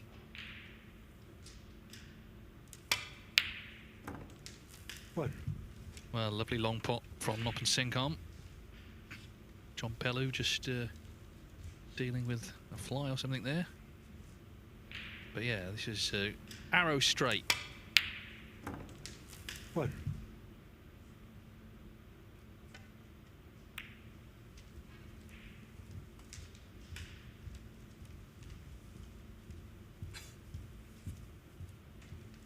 6.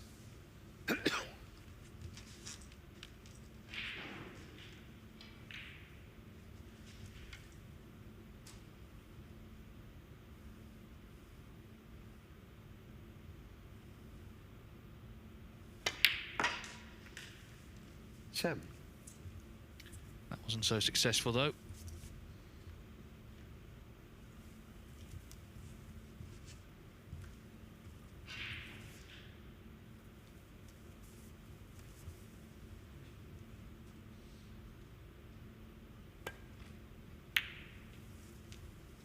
He strikes me, Saengkham. He's someone who played the same in this as in any event. Some of the players I think have been a bit more open than they might normally be, but I just think he's going to play his game.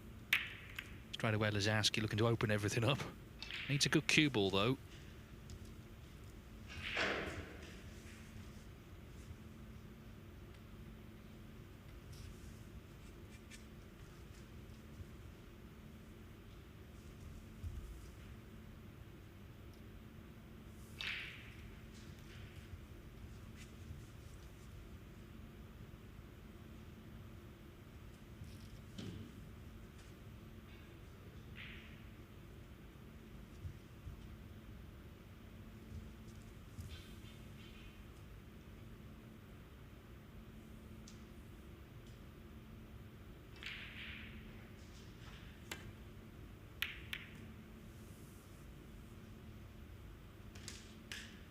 Well, there's nothing like a fluke. 1. The only problem is the shot he actually played, the safety shot, was performed to perfection. Cue ball tight under that ball cushion.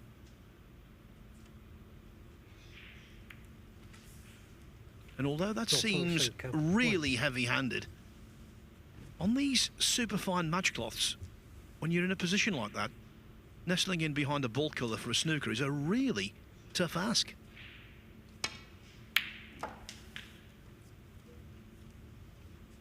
It's a perfect example of a fluke that he didn't actually want, really. I mean, he apologised for it. That's just because he's polite, but he left him that nasty roll-up. Lisowski potted the red, but clearly he's not on the blue or the green.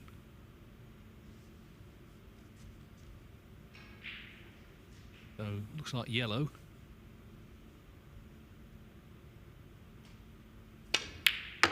Which he crunches in. But is he on this red to right corner? 3. Well, he is. So that was a terrific shot. Yeah, after 2 pots of that quality, thankfully he's on the red.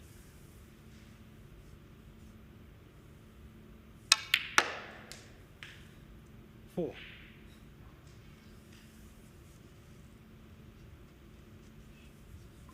That's gone wrong.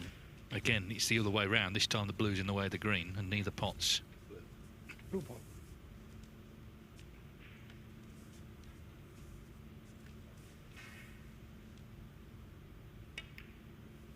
So, Jack Lisowski. just having to settle for 4. safety. He didn't want to, but had no choice, really.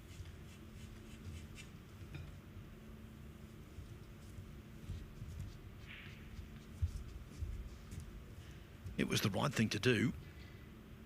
But when you decide to play safe, then fully invest in that. It's not a bad safety from Lisowski, but he could have been a little more telling had he blocked the left-hand side of the bunch off from Saengkham and behind the brown.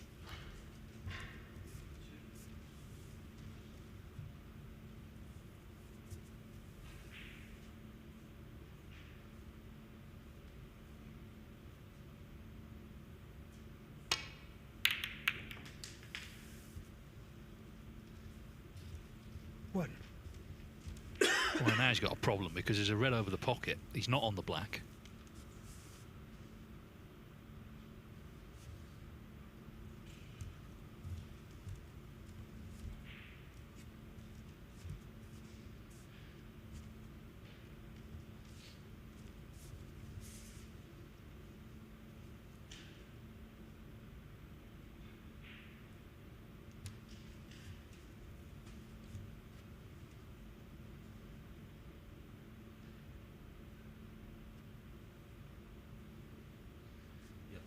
Yellow ball.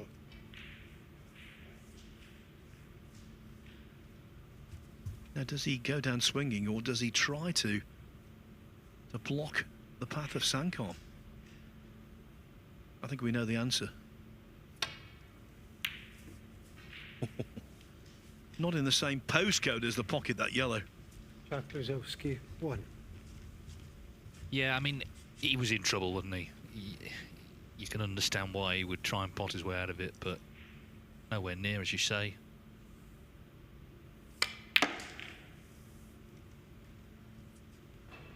It's amazing, though, how a ball off its spot can cause trouble. That green being where it was there caused a lot of difficulty. It's about to be removed, although it's going to go on the black spot, actually. So, again, it's sort of in the area of the table it shouldn't be.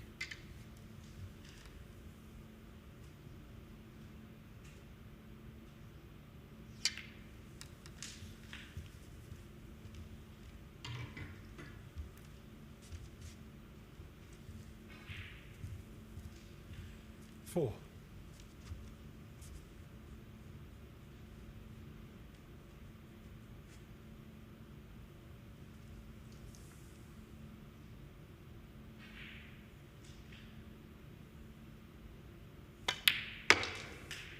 Five. You'll watch on this shot one of those players who has a discernible pause, pulls the cue back, waits, then delivers. It's a repeatable cue action, of that there's no doubt.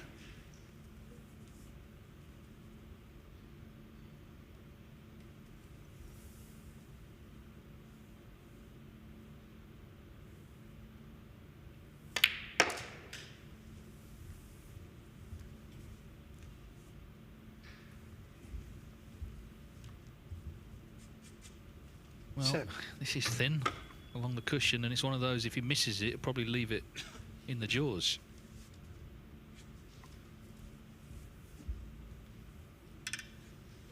This pocket hit the near jaw, and you probably won't pot the red, but you can hit a large amount of the far jaw. Oh, well, he hit the near jaw and it still went in. Just about scrambled in. That made an immense difference to the frame.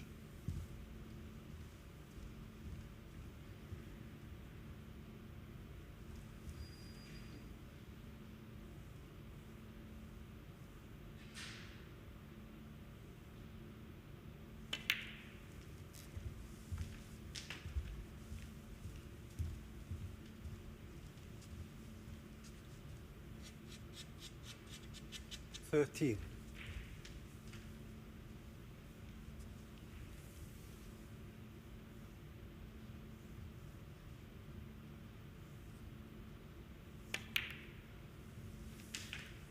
$14.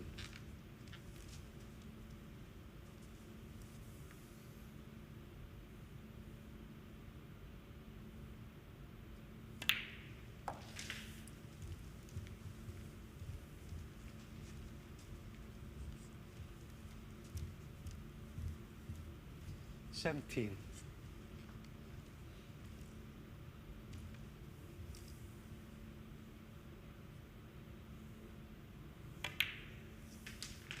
$18.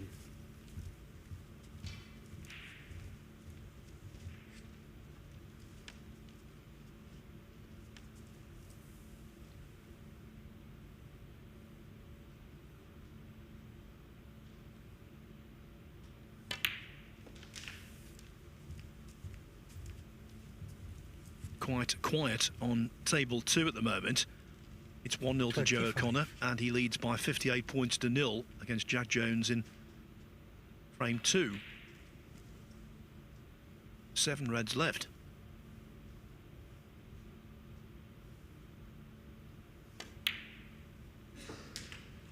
$26.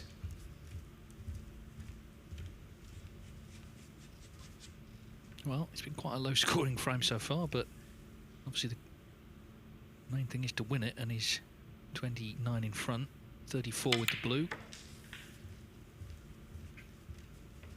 Could have won all 3 frames. It probably could have lost them all as well. Lisowski was in trouble with the red over the left corner. Tried to pop that very difficult yellow and left this chance from it. 32. And Noppen Saengkham will need another red after the black to lead 2-1.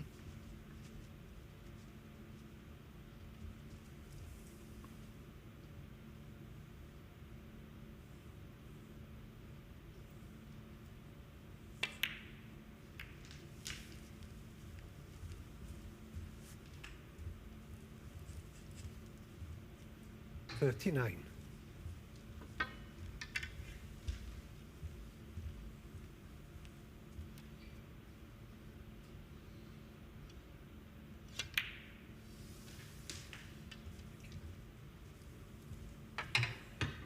$40. So he's stuck to his task well here and has a chance to go on to claim his second point. Lisowski, he's not lost yet, but if he does, he's in big trouble really. He played 3, lost 3. Obviously he's got 3 more matches 47. tomorrow. He's got Joe O'Connor, he's got Jack Jones, 48. and he's got someone else whose name I can't find. Tom Ford, That's him, yeah. first up on table 2 for the afternoon evening session. But the way those two are going, that might be 53. a dead match. Well, Ford will play trump on this table, and if he loses that, 55. yeah, he'll be 0 for 3 as well. So both be struggling.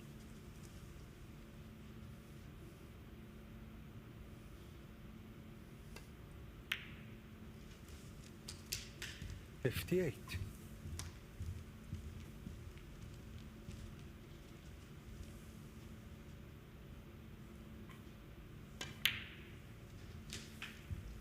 Years ago, when 62. a certain bookmaker had a shop on site at tournaments, quite often they would offer a bet about a specific frame, whether there's going to be under or 67. over 100 points scored. Well, if you'd had that bet and you'd gone over 100 points, you'd be sick now.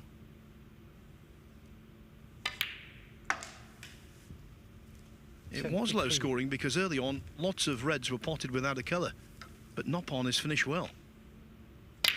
Yeah, it was a good break that. Didn't falter when the chance came, and Noppen Saengkham 80. takes the lead with that 80 clearance Noppen at Saengkham. 2-1.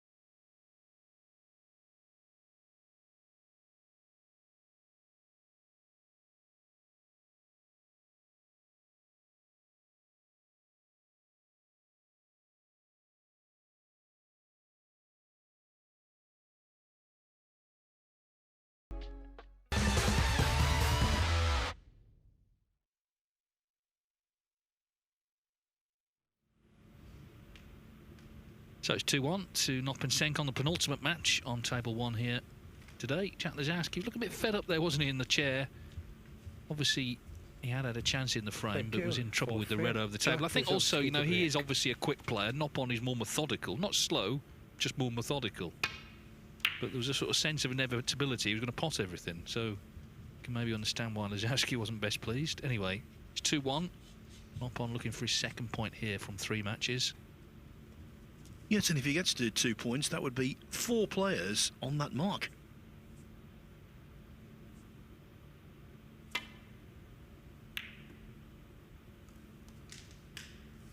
Oh, the old shot to nothing, One. which wasn't actually a shot to nothing because of the middle pocket bump. But now, what a bonus. He played safe there, hoping to pot the red, but it was pure speculation. But then the white, catching that middle pocket jaw, left the cue ball in mid-table and left a promising chance. 6. Yeah, I suspect Jack isn't any less fed up after that. It's a great pot, but the knuckle was golden.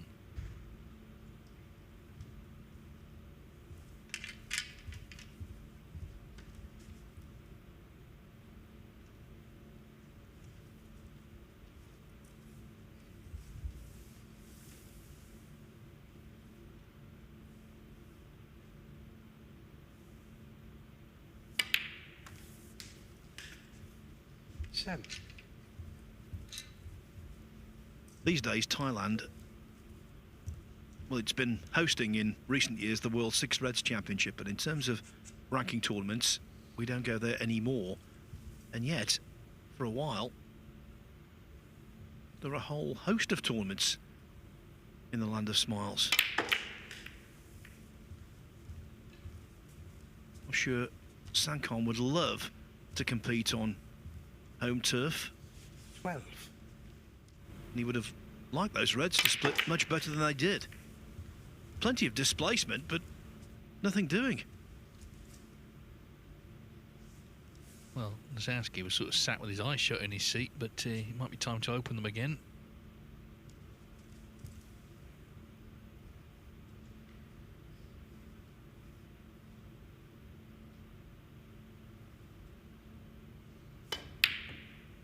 Well, in fact, that red was potable, but it's not in, so Jack gets a chance. Drop on Saengkham. 12.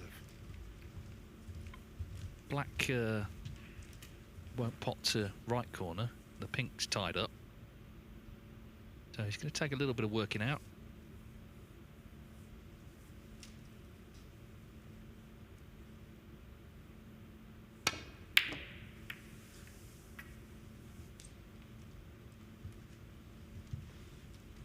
He just looks deflated, crestfallen,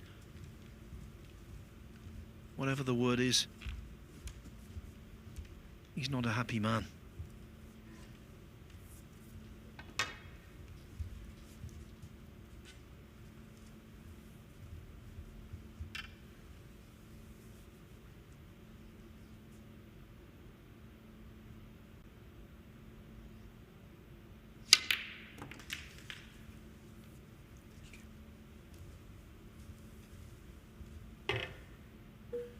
Just gone into that cue ball slightly too much. So the white has reached the balk line.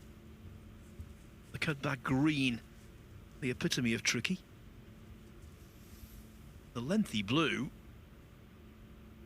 What cueing is needed for this?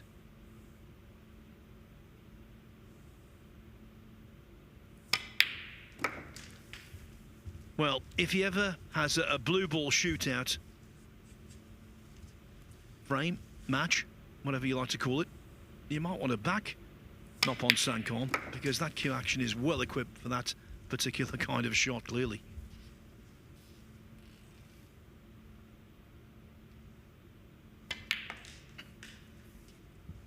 Seven. Yeah, like I say, I think every time I've walked past the practice table, he's been on it. Either him or Stephen Hallworth, who practice in between commentary shifts. But yeah, you know, he makes a lot of effort, doesn't he? He's renowned for it, actually. And the fruits of that were seen in that last shot on the blue.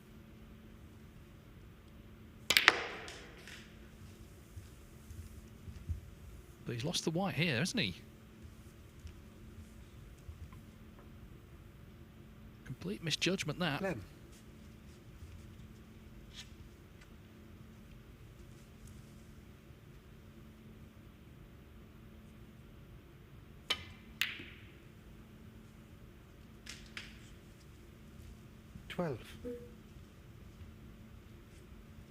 Did I hear an apology?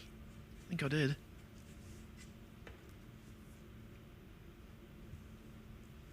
Well, he's very honest then, because a lot of players would have just styled that out.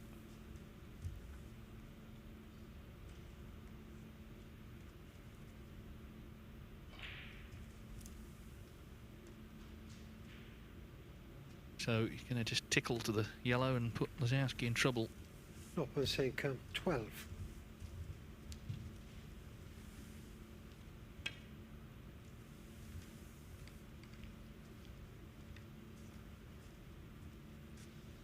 Foul. And a miss. 4. Lisowski didn't strain many sinews on that shot. It was down and played.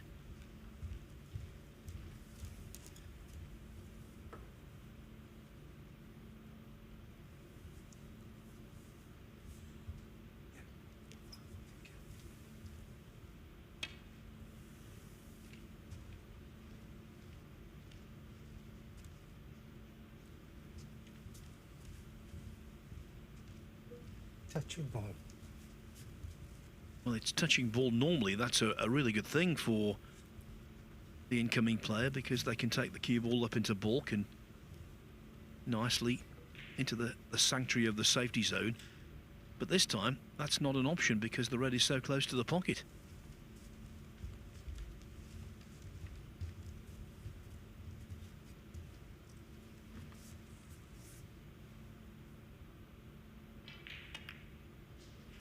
On table 2, Joe O'Connor made a half century to start the second frame, and he's just spotted an absolute wonder red down the left-hand side cushion, pretty much the full length of it. And he's almost certain to take a 2-0 lead over Jack Jones. And remember, O'Connor, if he wins that match, would have 3 points out of 3. He would be the table topper.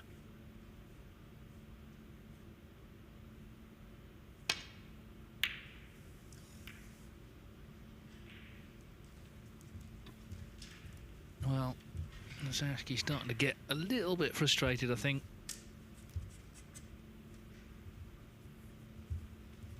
Not just this match, but the whole day, really.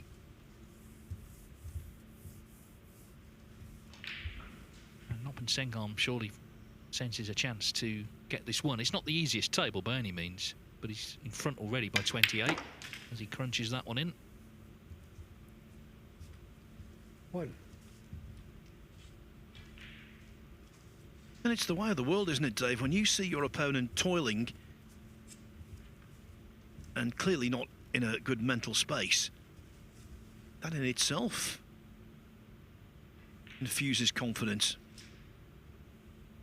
Chance to just develop the reds here. Yeah, I mean, you can't really have any mercy when you're out there. 6. Got to pick up the signs, the clues from your opponent that they're struggling.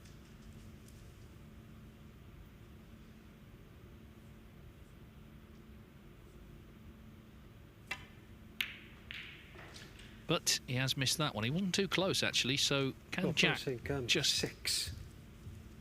almost flick a switch here and get going again? Again, it's not the easiest table, but he's very good at just getting things into the open quickly. 1.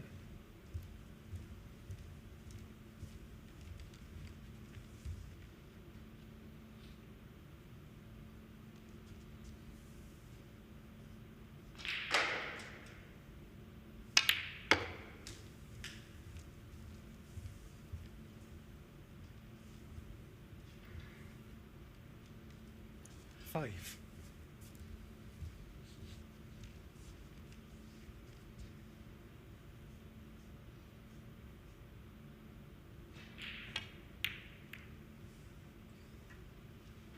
Jack Lisowski 5. Well, that could be the end now. And there's been too much of that today, really, I'm afraid.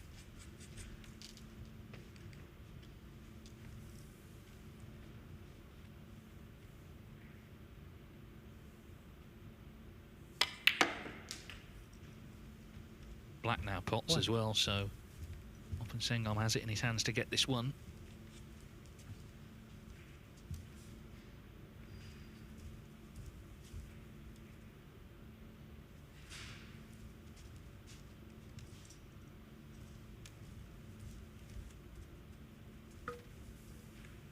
And officially it is 2-0 for Joe O'Connor over Jack Jones on the other table.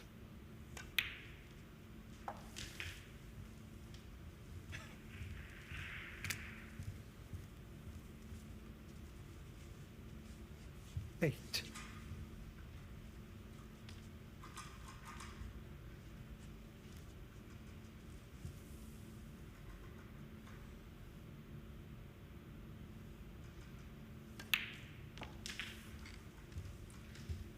Nine.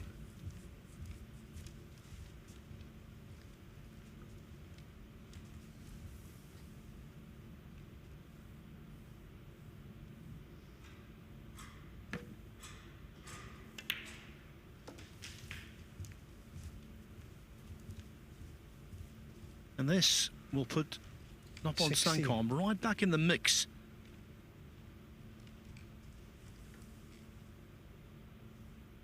Two wins out of 3 on day one in any group is not bad.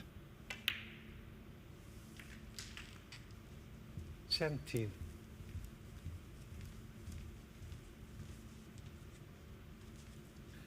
So the black to lead by 53. Another red in the colour should be sufficient. And obviously there is that red out in open play.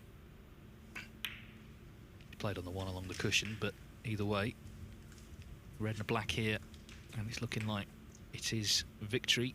Lisowski 24. has just faded during this match.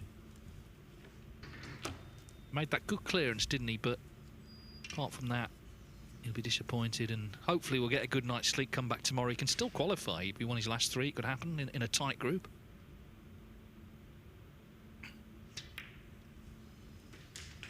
Thank you. 25.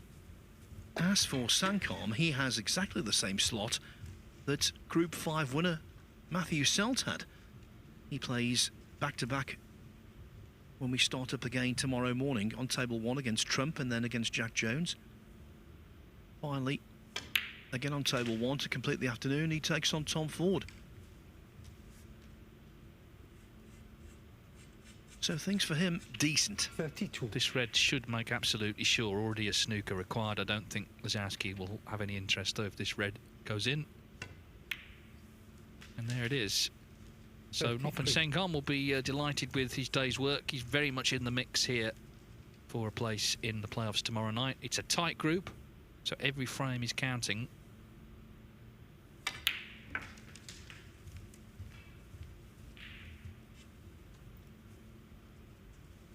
$40.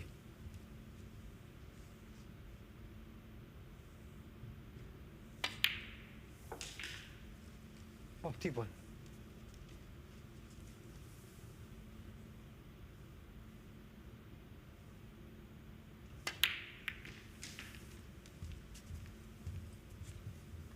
Not been a vintage performance, but he's here to do a job and he's done it efficiently. 48. And well, he's not done yet. 49. Terrific pot, just sort of delaying the inevitable for Lisowski, who, as I say, will tomorrow certainly need to win his last 3, but that's been done before now as the black stays out. 49. It is though Noppon Saengkham who takes the match. point from this match. He beats Noppon Jack Lisowski by 3 frames to 1. So we've got one more match to bring you on this table, and it's the return of the world #1 Judd Trump against Tom Ford.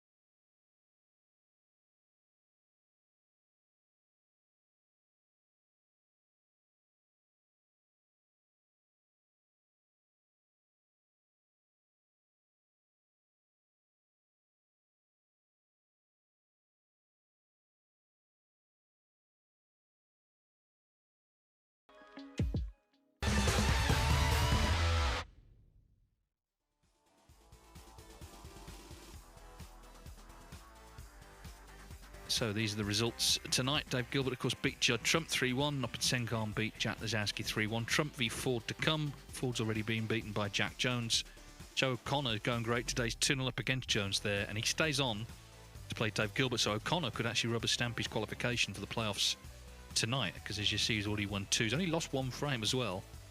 It's very tight there. 4 players on 2 points. But O'Connor, as I say, can make a move. And he's got a chance there, possibly for 3-0.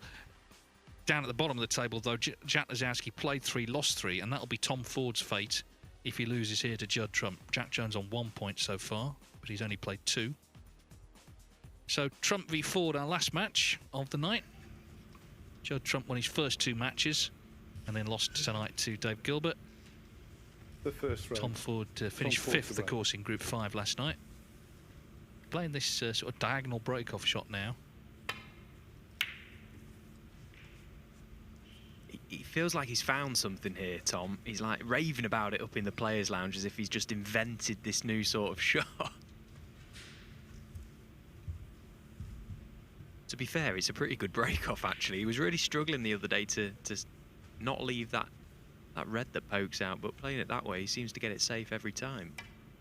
Yes, and it's sort of more, it makes more sense in a way than the one Mark Williams sort of pioneered, if that's the word, a couple of years ago, because he would just roll into the back of them. But within a couple of shots, it was kind of back to normal again. You know, you were probably going to be leaving a long red on from a safety.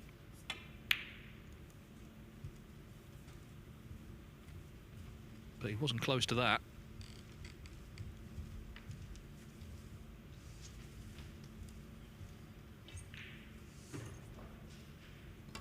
Feels like a bigger game for Tom Ford than it does for Judd Trump, although Judd would probably like to, well, he really would like to end the day with 3 wins from 4.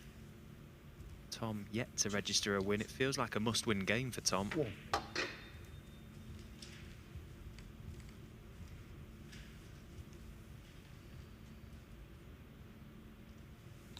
Just Trump.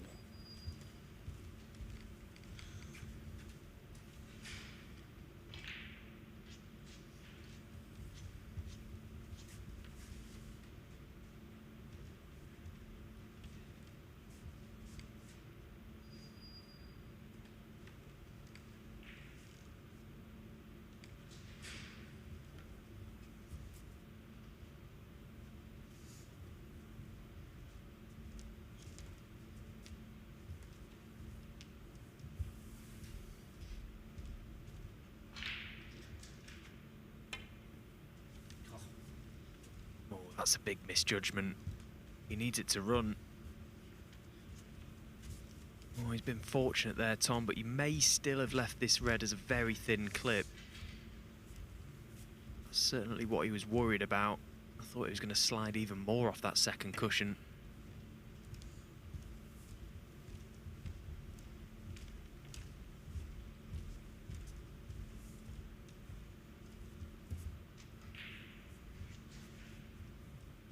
Be careful again, that red at the back of the pack is causing him problems here.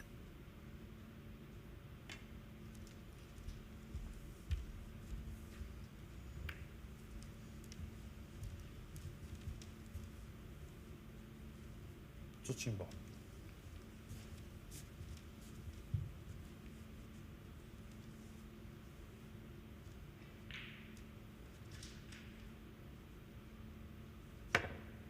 Meanwhile, as Trump looks to find the bulk cushion here, Joe O'Connor looks like he's over the line. So another 3-0 win. It's not just winning, he's not losing frame. He's lost 1 frame in 3 matches.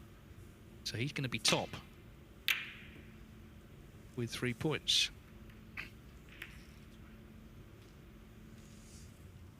That extra red going in removes any doubt. So that's another terrific win. I mean, the moment of the day, and not a pleasant one for him, was him missing the black for the maximum, but he's just recovered from that really well and just won matches, and he's already looking very good for a playoff place. Of course, he was 4th last night in Group 5, but that was in the balance. That was depending on other results when he wasn't actually playing. He played all his matches. He was waiting on other scores, but he's looking very, very solid here now in this group. And there's one more match, of course, there. He stays on to play Dave Gilbert. Meanwhile, that is a shocker from Tom. And again, I mean, how lucky's he been? It's a funny one, that, for Joe, isn't it? Because 70. it could well be a very memorable day for him if he wins all 4 matches. Goes into tomorrow in a really commanding position, but it's actually a day very much to forget. Yeah, unfortunately, there's only one thing people are going to be talking about. But anyway, tomorrow they might be talking about him winning the group. But as I say, while we were watching that Ford, I mean, how he hasn't left Trump right amongst them, I don't know.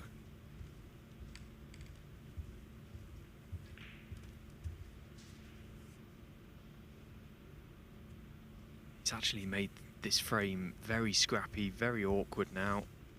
Loads of balls have gone to the cushion as well. What a result Tom's had.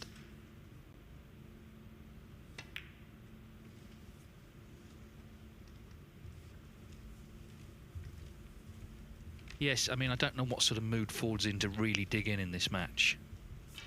He may just prefer an open game, but I mean, so would Trump. So if he's going to start taking them on, he's going to have to get them.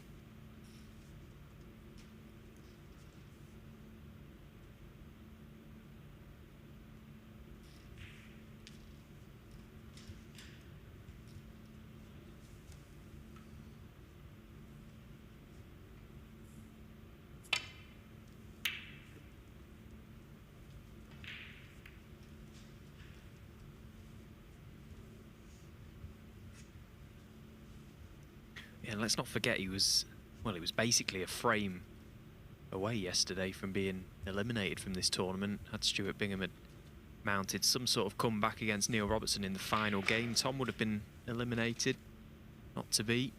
He was a bit downbeat about having to come back, actually, probably to endure the pain again of this event, but it can turn around very quickly. And I don't know why he's looking at it in that sort of light, because effectively it's paid practice. He only lives down the road as well. It's just how he is, isn't it? It's almost become a sort of parody of itself. I think people expect him to be like that, so he feels he has to be. But, you know, we know how good he can be when he strings it together.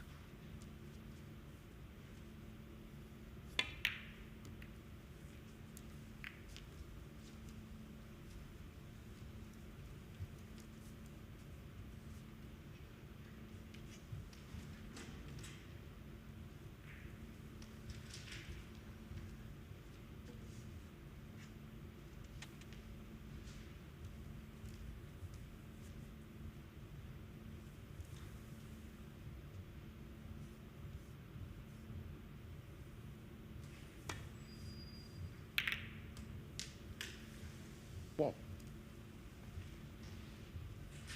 So Trump has made this plan. It wasn't quite clear exactly what he could see here. Well, he sort of flicked off the other red and potted the one near the pocket. So anyway, he's in.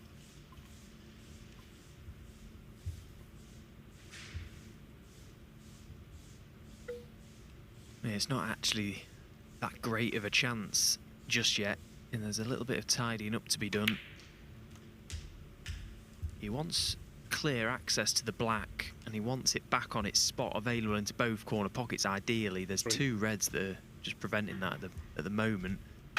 The pink's okay though. He can work on the pink. Blue's on its spot as well, so chance to score a few. I thought he was very disappointing in his previous match against Dave Gilbert. He missed a few and mistimed a few as well, which is not like him. 4. Yeah, I think, you know, the long days here, I know they're not digging the streets, but there is a bit of hanging around as well, and then the food comes, which is always really nice, and I think sometimes in the evening a little bit of fatigue sets in, or really just focus more than anything. Yeah, I agree. I thought that exactly. The focus, the concentration just didn't look there for Judd in the last game, and I think you're right that the waiting around, and you know, it sounds silly to use it as an excuse because you know they're playing snooker at the end of the day. There's a lot worse things they could be doing, but it can just affect your focus. You know, up in the players' lounge, a lot of milling around in between games. The food, like you say, the dartboard's out as well now. Yeah, and there's also sort of chatting going on, and maybe, you know, you're not as intense as you would be in a normal match going out to play. You know, you spent a pleasurable hour chatting to people, having your food, but then maybe not quite in the zone you would be in normally. You know, you see them standing in that corridor at the Crucible. I know that's the World Championship, but a lot of players there look absolutely terrified to be walking out. But here it's a bit more relaxed, clearly.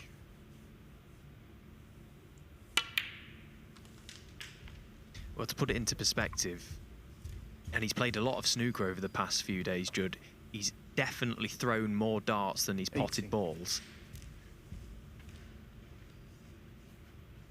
Yeah, I mean, some of those Nice. snooker players are pretty handy as well. It's quite annoying that they're good at another sport.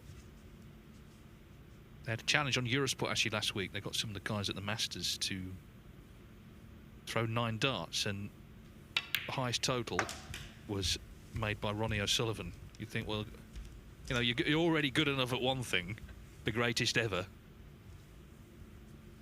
25.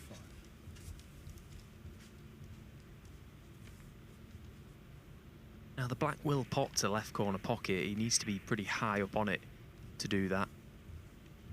2 reds on the left side of the table. The bottom one of them will pot. He's looking at this red to middle. Not a bad shout. It's a more difficult shot. But that just opens up the other and the pink completely. So slowly building a lead here.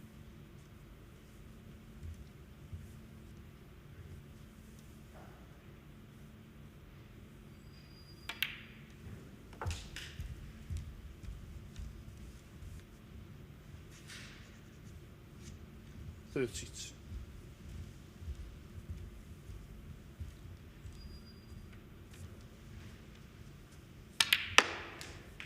$33. Well, maybe what's done him a favour here is he's had to focus on this break because the balls have been awkward. He's had to work it out. So, you know, he hasn't been able to sort of take his eye off a ball, really.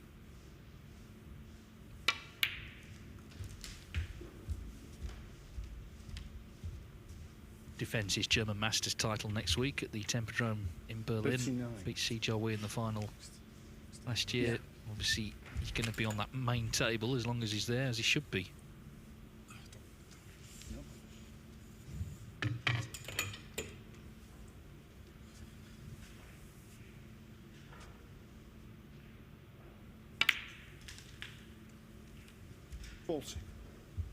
Well, what a shot he's played there. That was a huge stretch across the table. Just to pot the red, very uncomfortable, very difficult, but he managed to screw the cue ball back perfect for the pink. 46.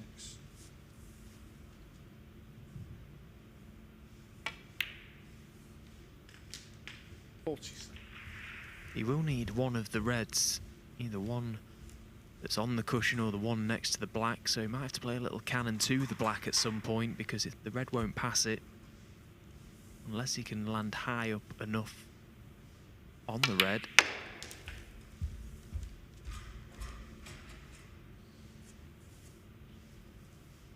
$53. Could even play a cannon here. Not guaranteed to land nice on a colour, but it's a chance. He's tried it, he's missed it. 54.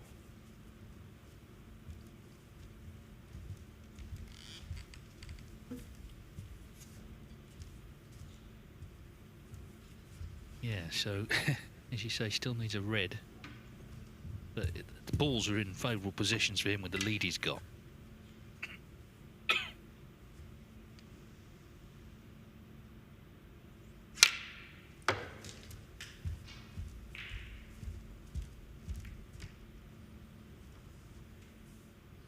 Well, look at the work that he's got on the cue ball. That was a superb shot to get the cue out of there quickly. He's flicked a red as well, and he's got a chance to pot it. If he drops this red in, he can just float the pink into the middle. 60. Doesn't need to do anything with the cue ball. Pink is frame ball. Looking at the black potentially as well. Either or will be fine.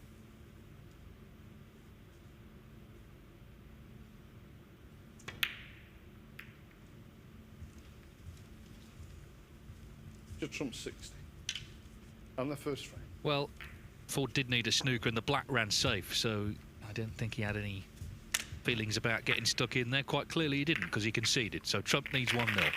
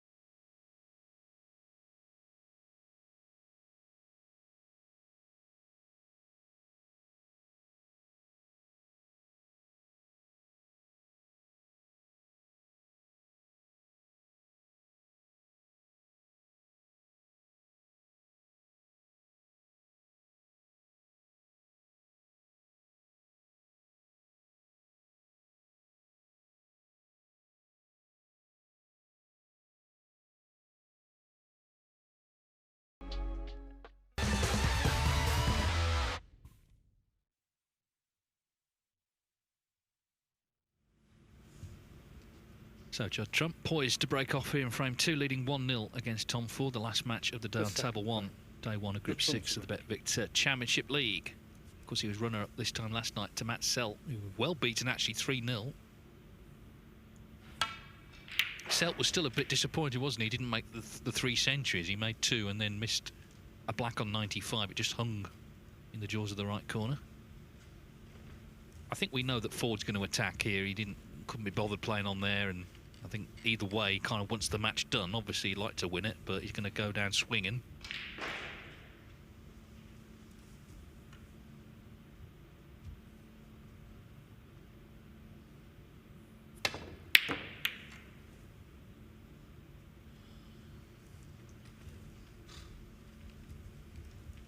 It's a problem, though. If you don't get them, you know, you're probably going to leave something, and he has done. Yeah, it wasn't an easy pot to take on, and he had to play it at pace to try and get the cue ball round and back up the table. Now Judd will have his sights set on that black. He'd love to get that back on its spot. That's what he's chosen to try and play up for, but he's hit it too hard.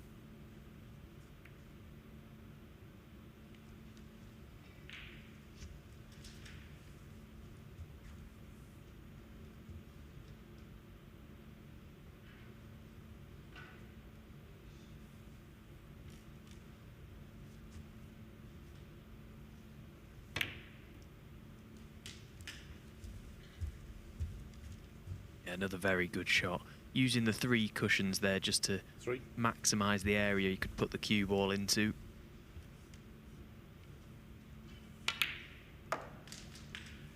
Four.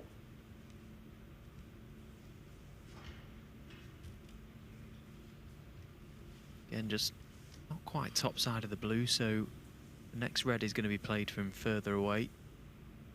Needs a good strike as well. Get back up for the blue. 9.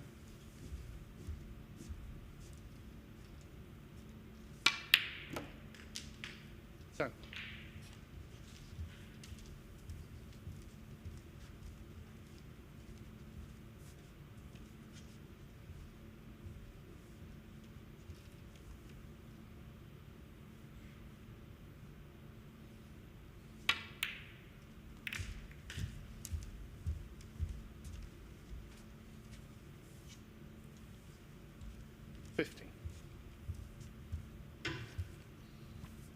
Taking this one, the other 2, I think, covering one another. The thing is, he's not being put under much pressure. I mean, even just the early concession from Ford there, you know, tells you quite a lot about his frame of mind going into this match. I think earlier on Trump was sort of putting himself under pressure, trying to make centuries. You know, obviously he sees the Championship League as an opportunity to up his tally with the chance to win the 100,000 bonus were he to make 100 this season. But you can get undone that way. And the frame has to be the most important thing. 23.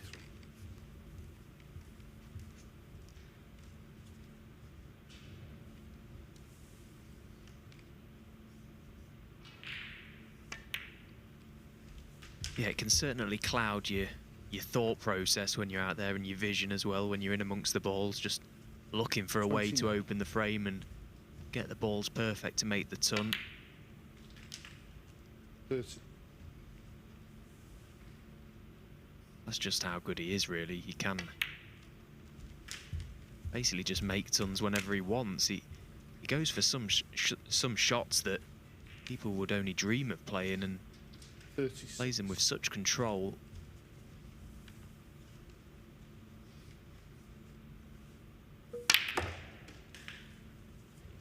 Again, another very attacking shot, but there was nothing loose about it. Okay, he's run a little too far for the blue, but might be okay for the corner pocket. I think he's one of these players, he just sees everything, every opportunity, instinctively as well. And that's now fed into his tactical game when he needs to play that side of it. He's become so good at that. So, you know, there's been tournaments he's won where early on he hasn't been scoring necessarily, but he'd been winning the tactical frames that 10 years ago he wasn't. 40. Put it all together, it's not a mystery-wise world number one. You can't buy a good positional shot on the blue. This whole break he's been straight or too far. You see the puff of the cheeks. I can understand why. Every shot seems to be a recovery shot at the minute, but ultimately they keep going in. He's straight on this red. He's okay, he can just crunch the red in. Really lay down for the pink. Again, he's going back for the blue, and this time he's caught it nicely. In terms of centuries, he has made 2 today, so he's on 59 for the season.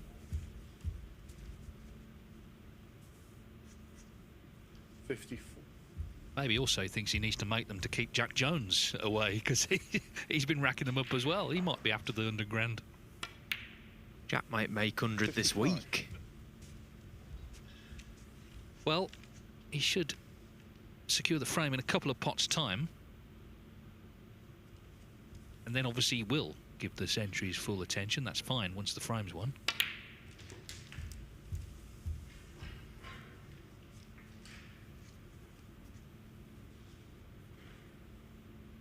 60.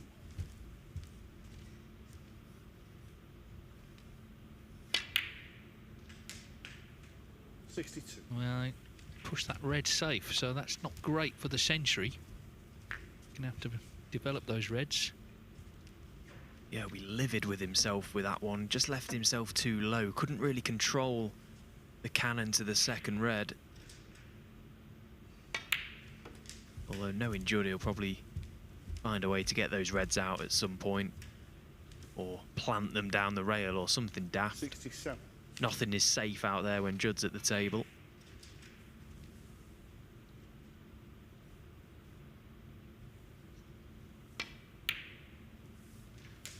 $68.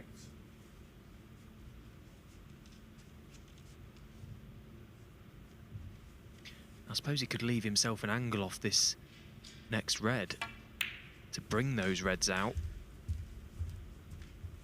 If he has an angle, he might try it. Could screw into them. 73. Doesn't have to play it, of course. He'd just be then looking for an angle off his next colour. Well, he has tried it. Oh, that's a great shot. 74. Again, just like you said, Dave, he just never misses a trick, Judd. Looking for an angle off the red. It was a free shot to do that. Just had to leave himself the angle. I might be going mad because I was actually waiting for the applause here. It was so good, and then I realised there's no audience. Well, you're welcome to give him a little ripple, Dave. It was a great shot, wasn't it? And 80. it's been a great break. Well, it deserves a century now.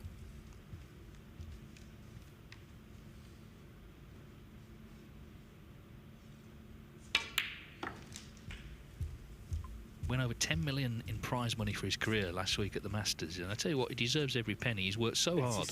Okay, he's talented, but that only gets you so far. It's about the discipline. He likes to play snooker every day. That tells you a lot as well. 87. Yeah, he really has. We're so fortunate to be watching a player like Judd Trump in full flow. He really has become one of the all-time greats. 92. Still got so many years ahead of him as well. 94. So, green and brown for his third century of the day. Just a little switch of hands.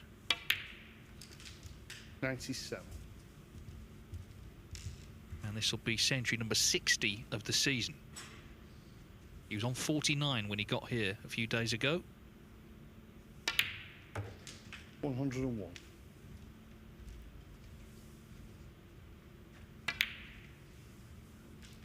106. Audaciously talented and firmly disciplined. It's some combination. 112. It's been a brilliant break, actually. The total clearance of 119. on the frame. Just Dazzling stuff from Judd Trump. The world number one leads Tom Ford 2-0.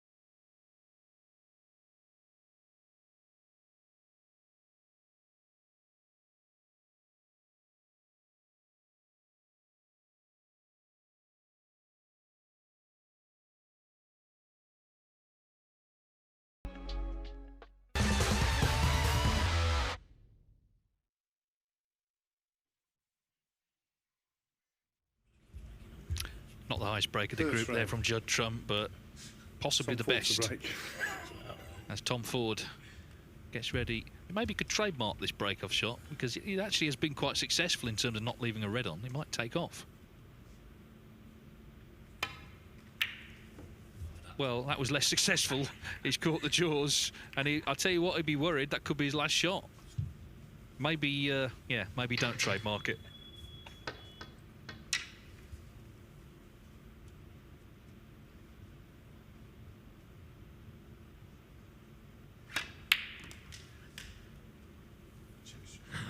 That was quality. What? One of them you see down the club quite often, and whoever's played it thinks they've invented the best break-off ever, but that is what can happen with that break-off. You catch it a little thick and the jaws of the pocket always come into play now. Judd Trump can get to work. He's low on this red at the back of the pack, probably too low than he would have liked, but 8. this will give him a free shot at bringing everything into play. Can he get on his next colour?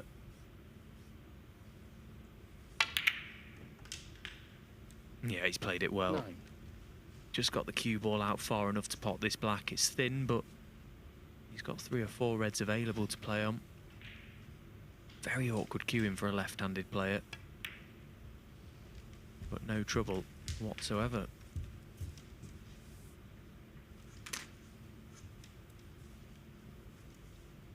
$60.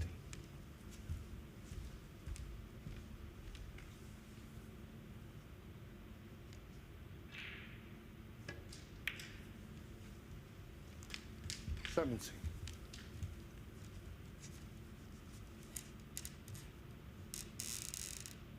Doesn't have to play it, but he's absolutely perfect on this black to screw into the main cluster. Yeah, he's going high on the cue ball, so he's not playing it here. It was a gamble. Well, that's a terrible shot. Terrible shot. To snooker himself behind the blue, he had so much room for error there.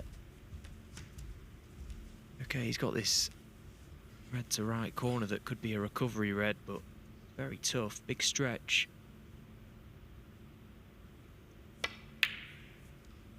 Yeah, very well potted considering.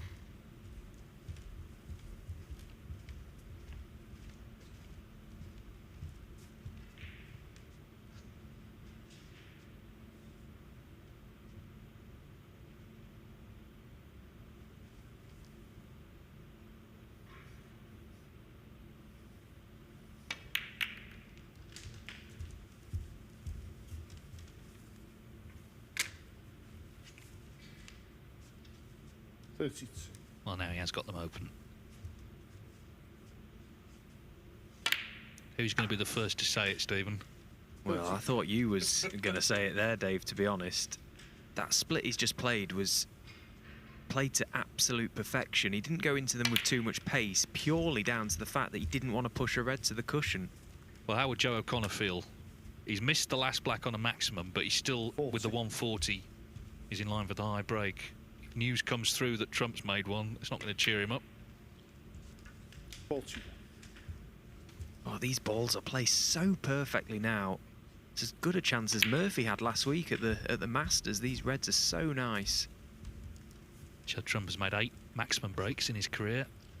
48. That's how many actually Murphy had made before the one at the Masters. 49. I mean, there's no more cannons left to be played. Every ball pots. As he pots one, it releases another. It's just all about cue ball control. This might be why Tom's break-off shot won't catch on. If Trump makes a maximum off it. 56. Yeah, what a way to punish it. 57. And he's just come up a fraction straight on this black, so a little bit of work required here.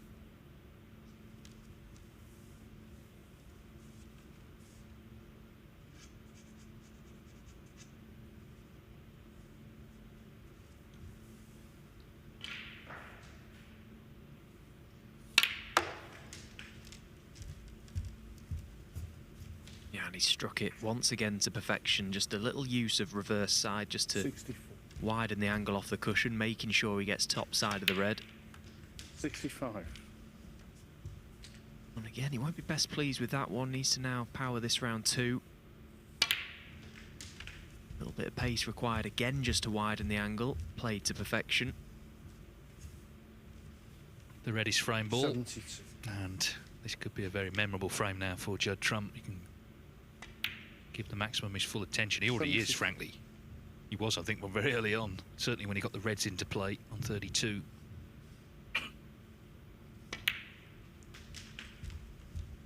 Yeah, the red being up the table as well by the blue is not really that much of a problem because he's got so much of an area to play into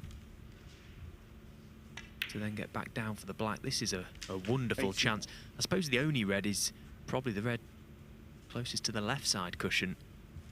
Needs to get on that pretty accurately at some point.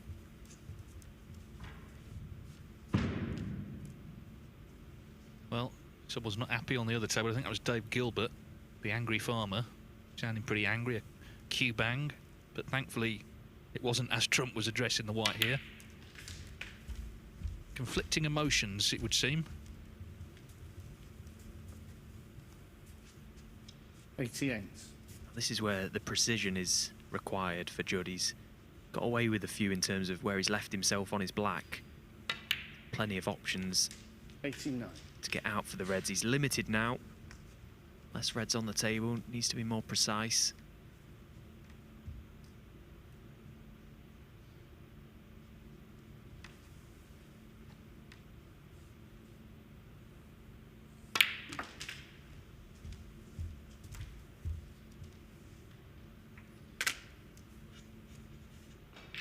Well, he's okay. He's got 96. He's got the right angle on the red. He's a little close to the cushion than you would have liked. Shouldn't be a problem.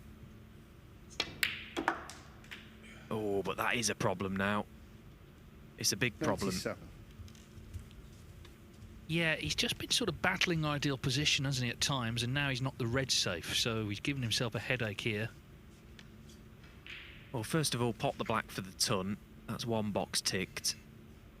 It's looking like he's probably going to have to play the double. Oh, is he even on the red? Oh, he snookered himself behind the pink, so it's going to be the red next to the blue into the yellow pocket, probably. Well, he's adding some layers of drama he didn't want to. Yeah, it unravelled a little bit, but even so, Judd Trump 104. it's another century Fine. for the collection. Number. Not a maximum. That'll have to wait, but Judd Trump, in no time at all, has beaten Tom Ford by 3 frames to 0. And he has made a 61st century of the season. They have their own post-mortem, but the bottom line is Trump's in good shape in the table with 3 wins out of 4. There it is. He's actually top for now. Joe O'Connor could go past him with that match against Dave Gilbert. He's 1-0 up, but Trump on 3 points, O'Connor on 3 points. They're both looking good overnight. Gilbert and Saengkham on 2. Jack Jones on 1, and Jack Lisowski and Tom Ford both in the same boat. They've both played 3, lost 3, so needing to turn it all around tomorrow to stand any chance. It's still relatively close, though, that table, but Trump and O'Connor, the star performers on day 1. Group 6, of course, concludes tomorrow. Judd Trump will be back on table 1 in the opening match against Noppen Saengkham. Jack Jones with 2 matches to play there. Jack Lisowski, Joe O'Connor opens up on table 2, and of course all the matches until the Group 6 final, which will be here at about this time tomorrow night on table 1. So it's been an enjoyable day. We'll do it all again tomorrow from the whole team here at the Mattioli Arena. Thanks for your company and good night.